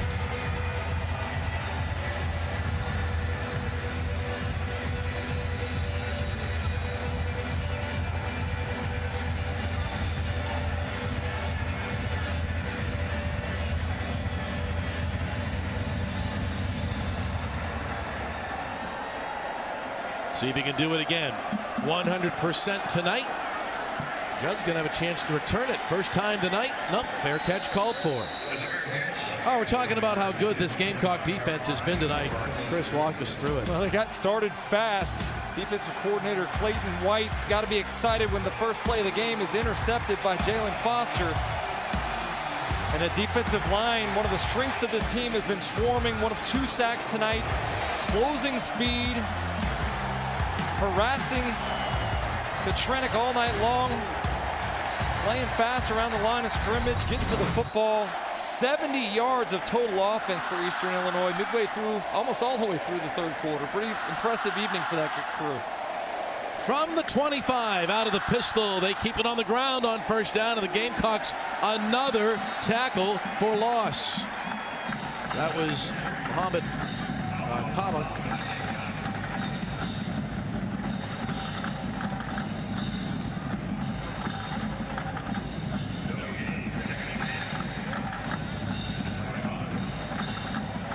Second down and 11. With that play, they've held them now to 69 yards of total offense in the game, Chris. They stick with the pistol. Yep.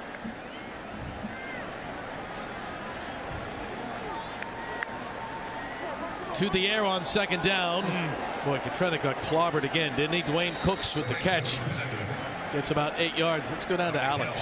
Jalen Foster is one of the leaders on this Gamecocks defense, and talking with him, he said, you know, for me to go from a former walk-on to earn a scholarship in 2020 and then be named one of the 4 captains for week 1 just brought tears to my eyes. He said when you put in that hard work and to be viewed as a leader means everything. For Clayton White, he says that he's the type of player, you send him something, he'll send a video back doing that type of drill, but he's certainly a leader, and he set the tone tonight for this defense.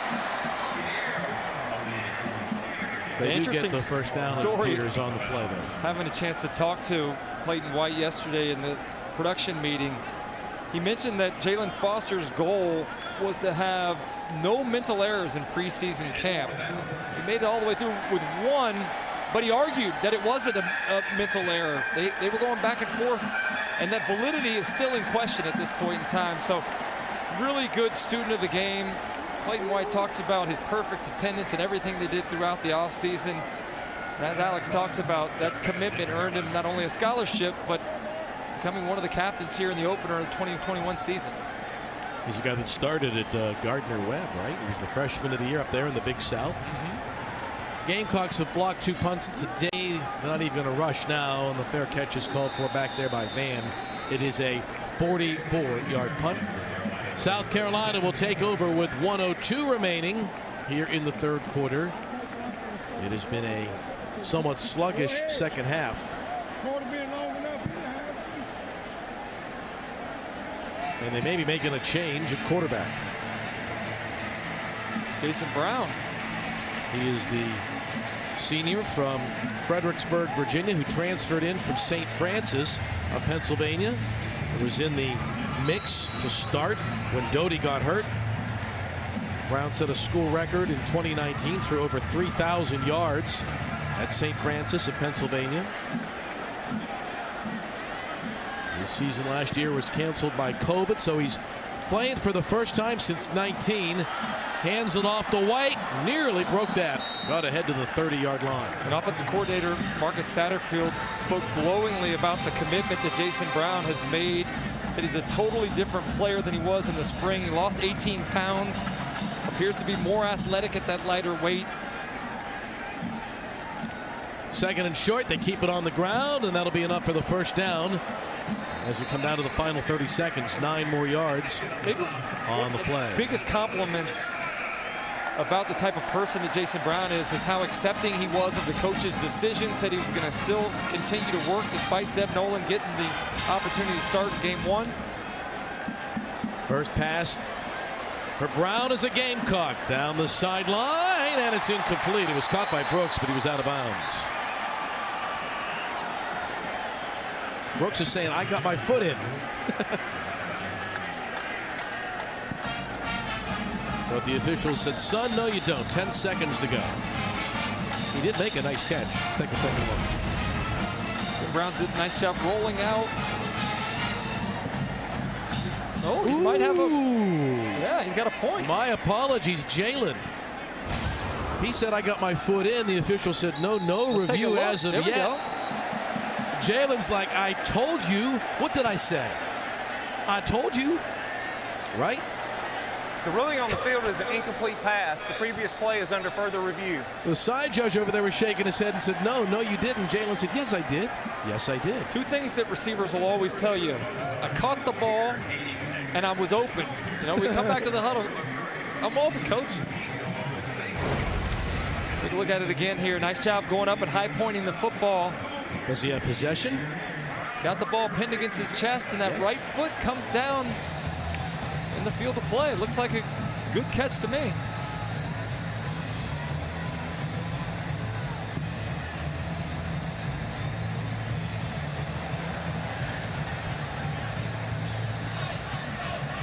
Brown makes a very nice throw, too. He flipped it right over the corner to lob it in there.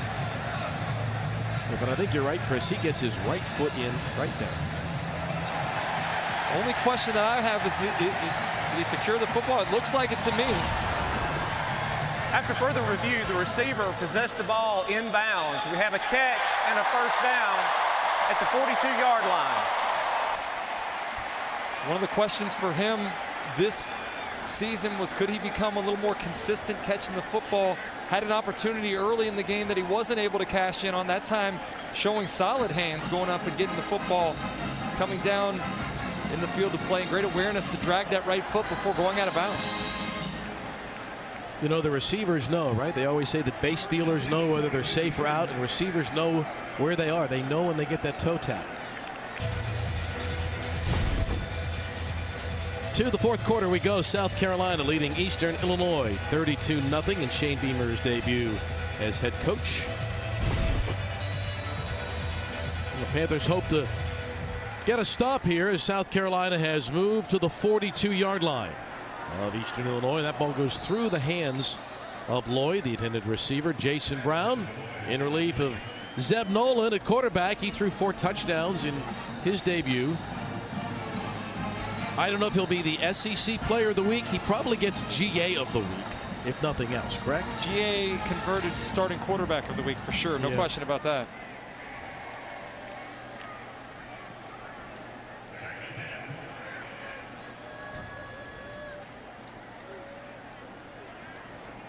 Brown in the gun out of Fredericksburg, Virginia, just down I-95 from Washington, D.C. Flips it to the left side. That is White. Makes one man miss. Pinballs off a second and gets the first down. That makes Jason Brown look even better, doesn't it, Alex? That's right, Bill. And Jason Brown was really candid when talking about just how things went. He said that it hurt that he had worked since February, that he wasn't the starter. And he said, you know, at first you can have that feeling of, geez, it amounted to nothing. But then he thought to himself, he goes, I'm not going to have that negative mindset. It's all about the team. I want to go in there, prepare, be ready for the opportunity when it comes. So I am ready. And he said, hey, I'm just going to keep working hard and preparing myself like I am the starter. The injured player for Eastern Illinois is Elijah Benoit, or is it Dewberry? No, my mistake. Bryce Dewberry. He's up now, fortunately. Free safety Dewberry walking off the field. Alex brings up a great point, though. Brown has the attitude. He's a veteran guy, right? He's been through this. He understands the big picture of it all. Yeah, I mean, but look, there's no greater example than what's happened with Luke Doty getting hurt and Zeb Nolan getting an opportunity. In football, you're one play away from having an opportunity to be the starter if you're the backup. So I think in this day and age, there's a lot of folks that don't like the idea of waiting, especially at the quarterback position. There's not much patience. But in this case, Jason Brown hanging in there, getting an opportunity to play tonight. There's Lloyd powering his way ahead inside the 25-yard line. He threw, Brown did, for 3,084 yards, 28 passing touchdowns. There's people tonight watching us in St. Francis, right, Central Pennsylvania, going, we know about this kid. We've seen him play for us.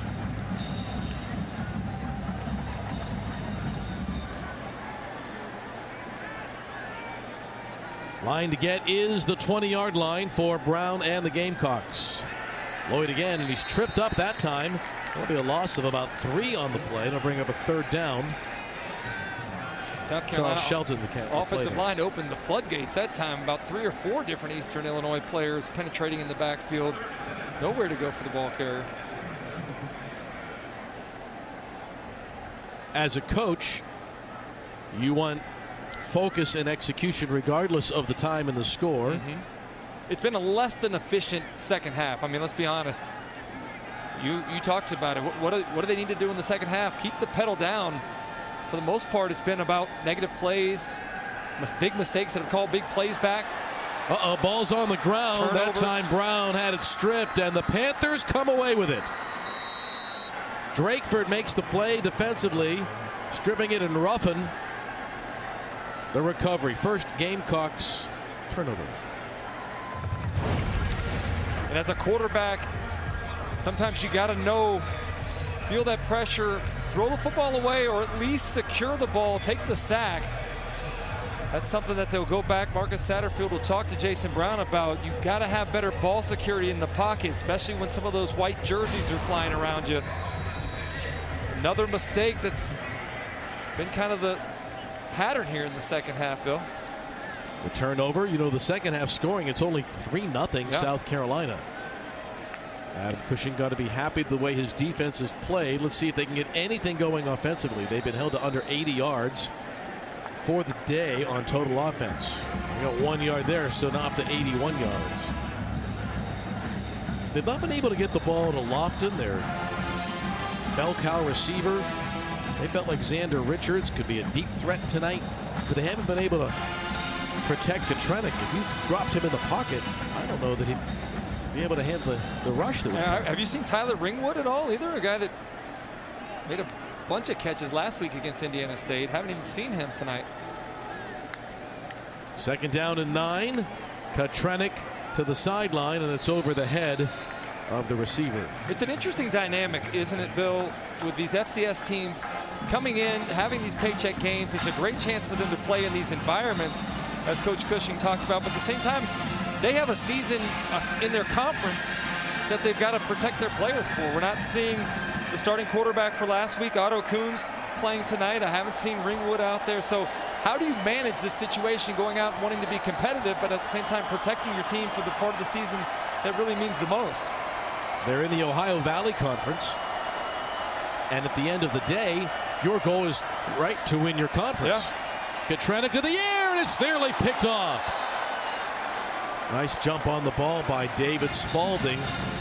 He had one earlier. He's a quick guy. Again, he's a young man that played at Georgia Southern. They got out of the portal. Yeah, we saw the closing speed earlier with him coming up and making a tackle short of the line to gain. That time, reading the quarterback, breaking on the football. Very nearly missed an opportunity for a pick six if he could have kept his feet and caught the football. So another punting opportunity now for Illinois State. Logan Neidhart is the punter.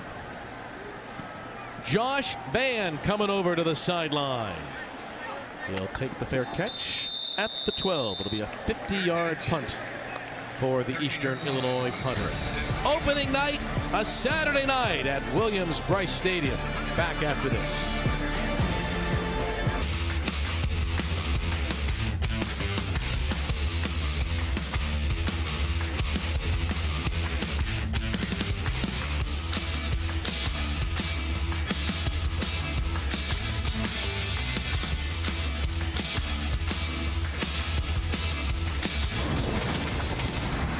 Football back in South Carolina, opening night for the Gamecocks in the fourth quarter.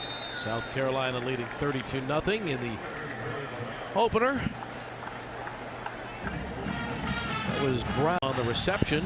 On the play, got about 7 yards. His first catch, he's out of Tampa. Came over from Georgia Tech.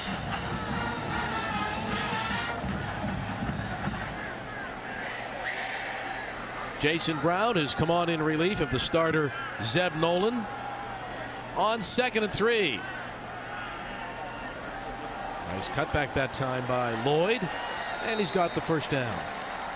Well, lots to talk about around the league, Chris. You know, coming up on Monday night, Ole Miss will be having its big game, and we learned earlier today that Coach Kiffin tested positive for COVID. That is of concern. Yeah, disappointing, particularly because he noted earlier this fall camp that his team was 100% vaccinated. He himself had been vaccinated, got the positive virus test, but the good thing about it is Jeff Lebby, a very capable offensive coordinator, having been with Ole Miss last year, and Matt Corral, now a veteran quarterback for that Rebel team. Yeah, and you know, Coach had been a real proponent of folks in the state being vaccinated, but he'll miss the game on Monday. How about the Kentucky Wildcats, though, today?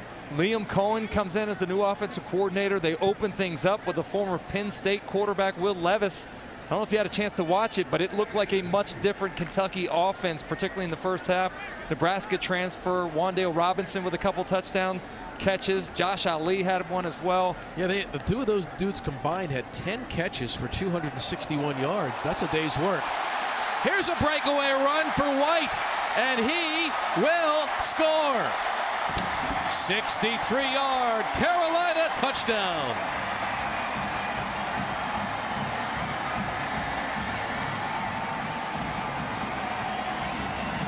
Bill, I was shocked yesterday when Marcus Satterfield started talking about other running backs besides Kevin Harris and Marshawn Lloyd being the most impressive backs during camp. Zaquandre White was one of those guys, and I see why now. Big night tonight for White, former FSU player turned Gamecock.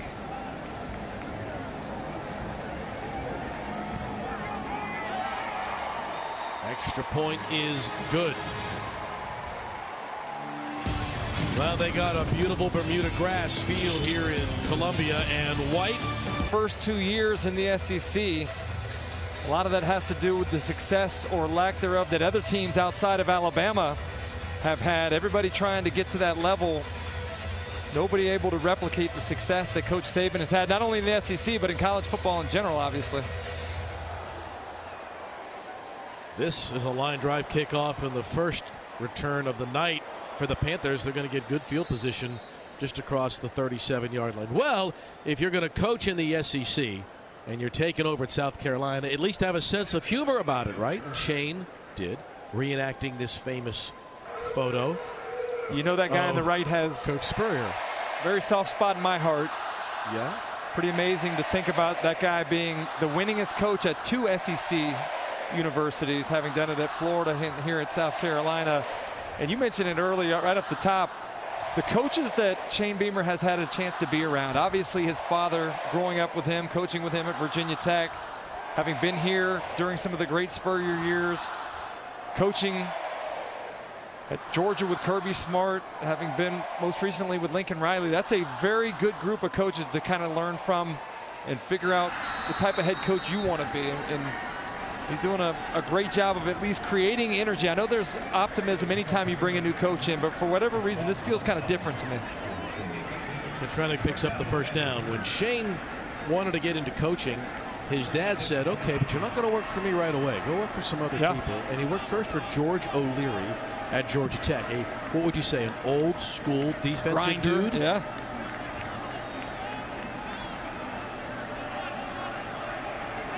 Panthers looking to cross midfield.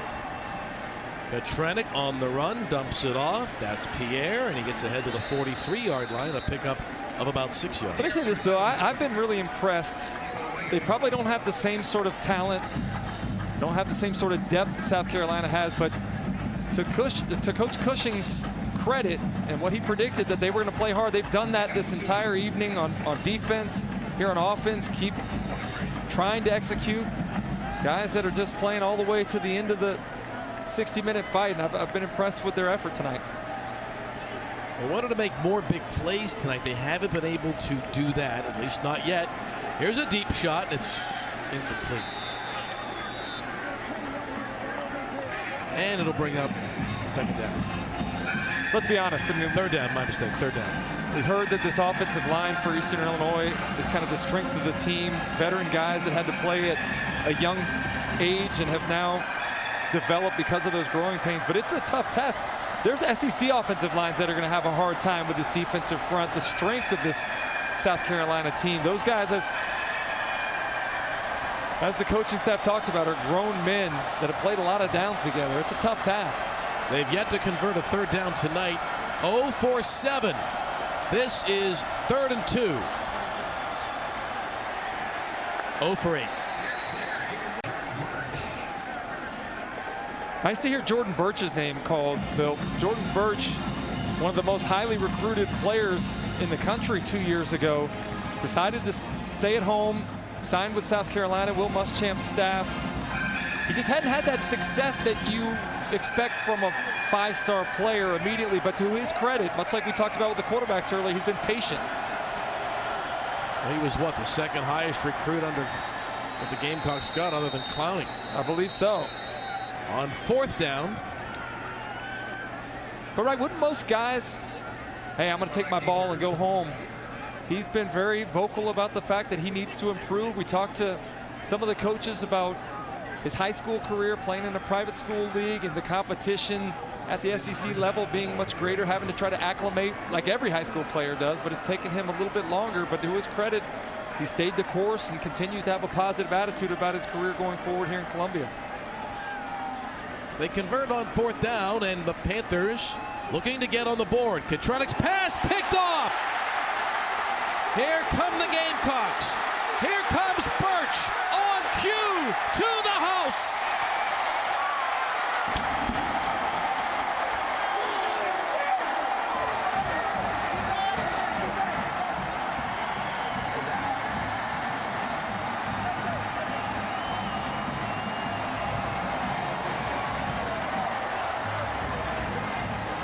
It's almost like we drew that up, Bill, right? Well scripted there, talking about Jordan Birch making a play. Guy that's known for rushing the quarterback, that time showing some athleticism, catching the football, and then the breakaway speed left every pursuing Eastern Illinois player. What a great way to start his second season here in Columbia. You grow up in this town of Columbia, South Carolina. It's Gamecocks all the time, right? When you're a high school football star and you stay home, Linus had 2 touchdowns wiped off because of penalty. Here's Mitch Jeter. He's had a good night as the kickoff man. He's winning the long drive award for sure tonight. Jeter puts it through the end zone as well. So we've been talking about it since we started. The debut of the career of this man, 44-year-old Shane Beamer, making his debut tonight in his home state. First time head coach, very first game, Chris. Pretty exciting moment for him, for his father, Frank Beamer, who was here with us earlier in the game, and for this entire fan base. It was a tough second half of the season last year, and to feel the renewed energy, obviously the fans being out at Williams-Brice is awesome, but there's a lot of optimism right now for what Shane Beamer is going to be able to do at a place that he covets so greatly. Well, he was here as an assistant. He knows the people. He knows the culture. And Alex, there's a lot of, quote, love in this program for Shane. You can say that again. Bill and Chris, you all talk about that renewed energy. The last couple of days, we've all felt it. Everyone here in Columbia is so excited for Shane Beamer, and that's a mutual feeling. When we talked with Beamer yesterday, he is just over the moon. This is a dream job for him. It's been a long process. He puts together a binder with his assistant, Kim Fields, on everything, what he wants signage around the football facility to be, just the kind of culture he's looking to build for this program. They dump this ball off and they get about 9. You've noticed he keeps glancing up. I'm not sure if he's looking into the stands or up to the coach's box. I'm sure he's looking for his dad, right? Perhaps. But he's had so many great mentors over the year. His father is here tonight. And when he finished his playing career at Virginia Tech, he was a part of Virginia Tech's 1999 Big East Championship team. He got into coaching after playing for his dad. First George O'Leary at Georgia Tech as a GA, then to Tennessee for Coach Fulmer. We'll go back to that in a second.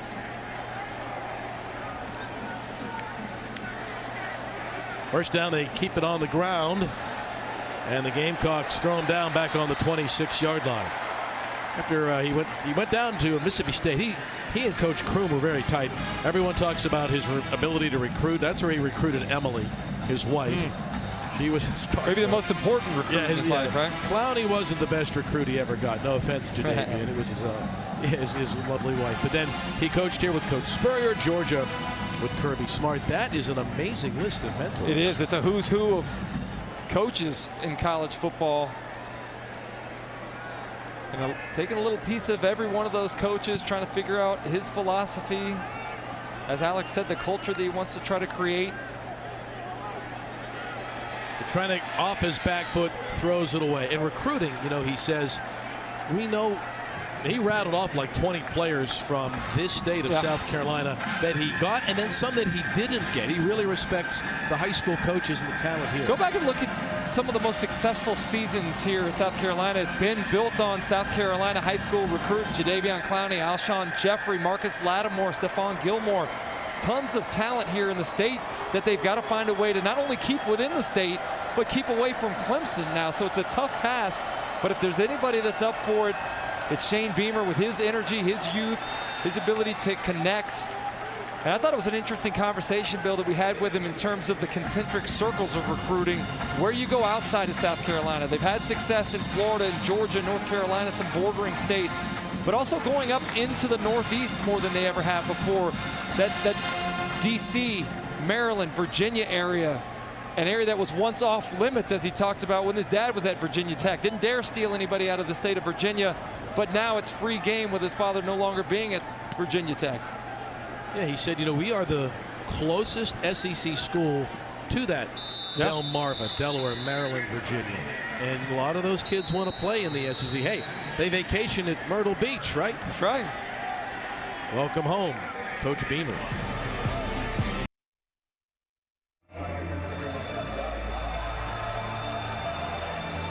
Well, we're down to the final 5 minutes on opening night on this holiday weekend. South Carolina Gamecocks enjoying a big lead over Eastern Illinois on the season opener tonight under the lights.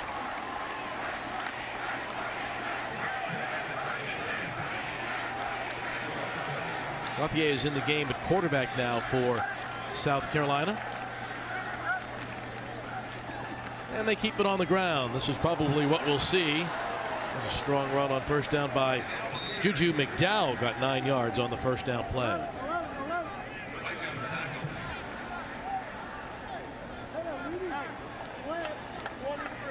freshman quarterback, wears number 10 for the Gamecocks. Remember, Dowdy will return. Nolan likely to remain on the active roster. We've seen Brown already. So that's kind of your Gamecock quarterback depth. It'll be interesting to see how much longer Luke Doty's out. Remember, we talked about the schedule a little earlier. East Carolina coming up next week, and then that matchup with Georgia 2 weeks away. In open space, this is freshman, or rather a redshirt junior wide receiver Trey Atkins with his first touch. He gets 21 yards on the play.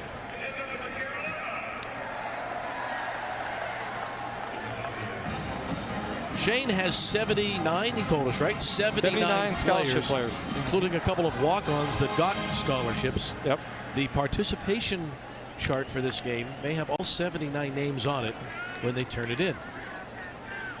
Under 3:40 to go.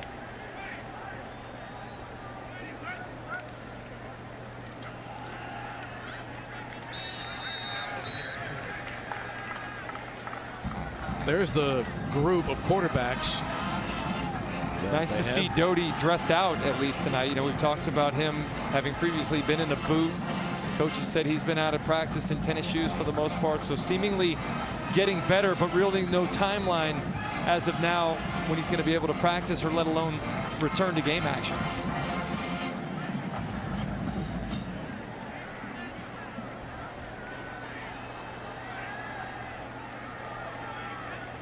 They're running as much clock as they can. Here's McDowell again.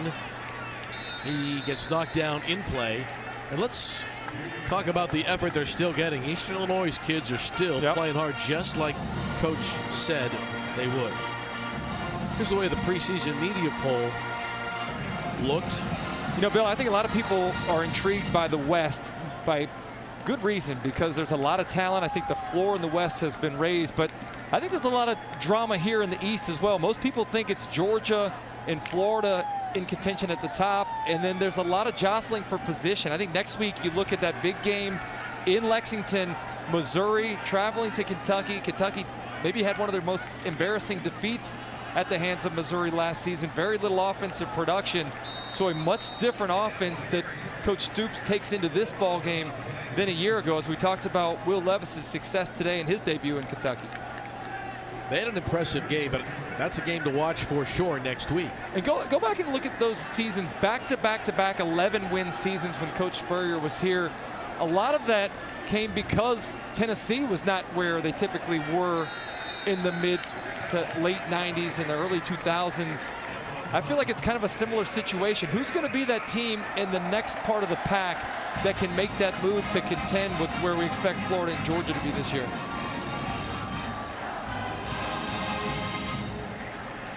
As for South Carolina, he was a part of Spurrier's staff that won. He was a part of Fulmer's staff when they won. He's been a part of SEC teams that has won. What can he take from that? Part of Georgia here? As well. I mean, think about Georgia, yeah, 3 SEC teams. Not only does he know this conference, he knows the division very, very well. He's a guy that is excited about being at this destination. I know a lot of people probably thought originally when they heard the name Shane Beamer it was a little off the radar, but I love the idea of hiring a guy that's invested at being at this particular school, not somebody that's looking to take a step to another destination, but a guy that really enjoys being here, which certainly Shane Beamer does. I think as he looks back tonight, he'll have some mixed feelings about the way things went. Good execution in the first half for the most part, some missed opportunities in the second. As you said earlier, 2 scoring drives negated because of penalties. But at the end of the day, they got the win. I think South Carolina played hard. And most importantly, there's a lot of things to be able to teach off of as most teams make their biggest improvement from week 1 to week 2. They're going to get their first shutout as a team since 2008. They beat NC State 34-0, and he's going to be the first South Carolina coach to get a shutout in his first game. Whoa, since 1944, and he gets the Gatorade bath. Welcome home, Shane Beamer.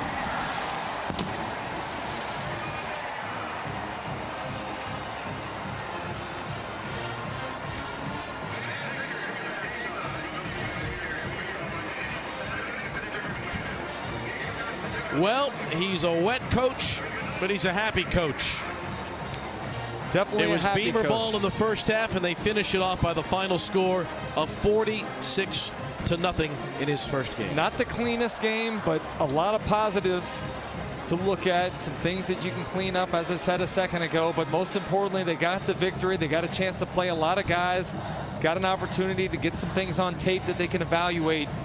So all in all, I think a raving success in game one of the Shane Beamer tenure here in Columbia, South Carolina. They'll get ready for East Carolina in Greenville, followed by the Georgia Bulldogs in Athens. 2 games in a row coming up for Shane Beamer and his game.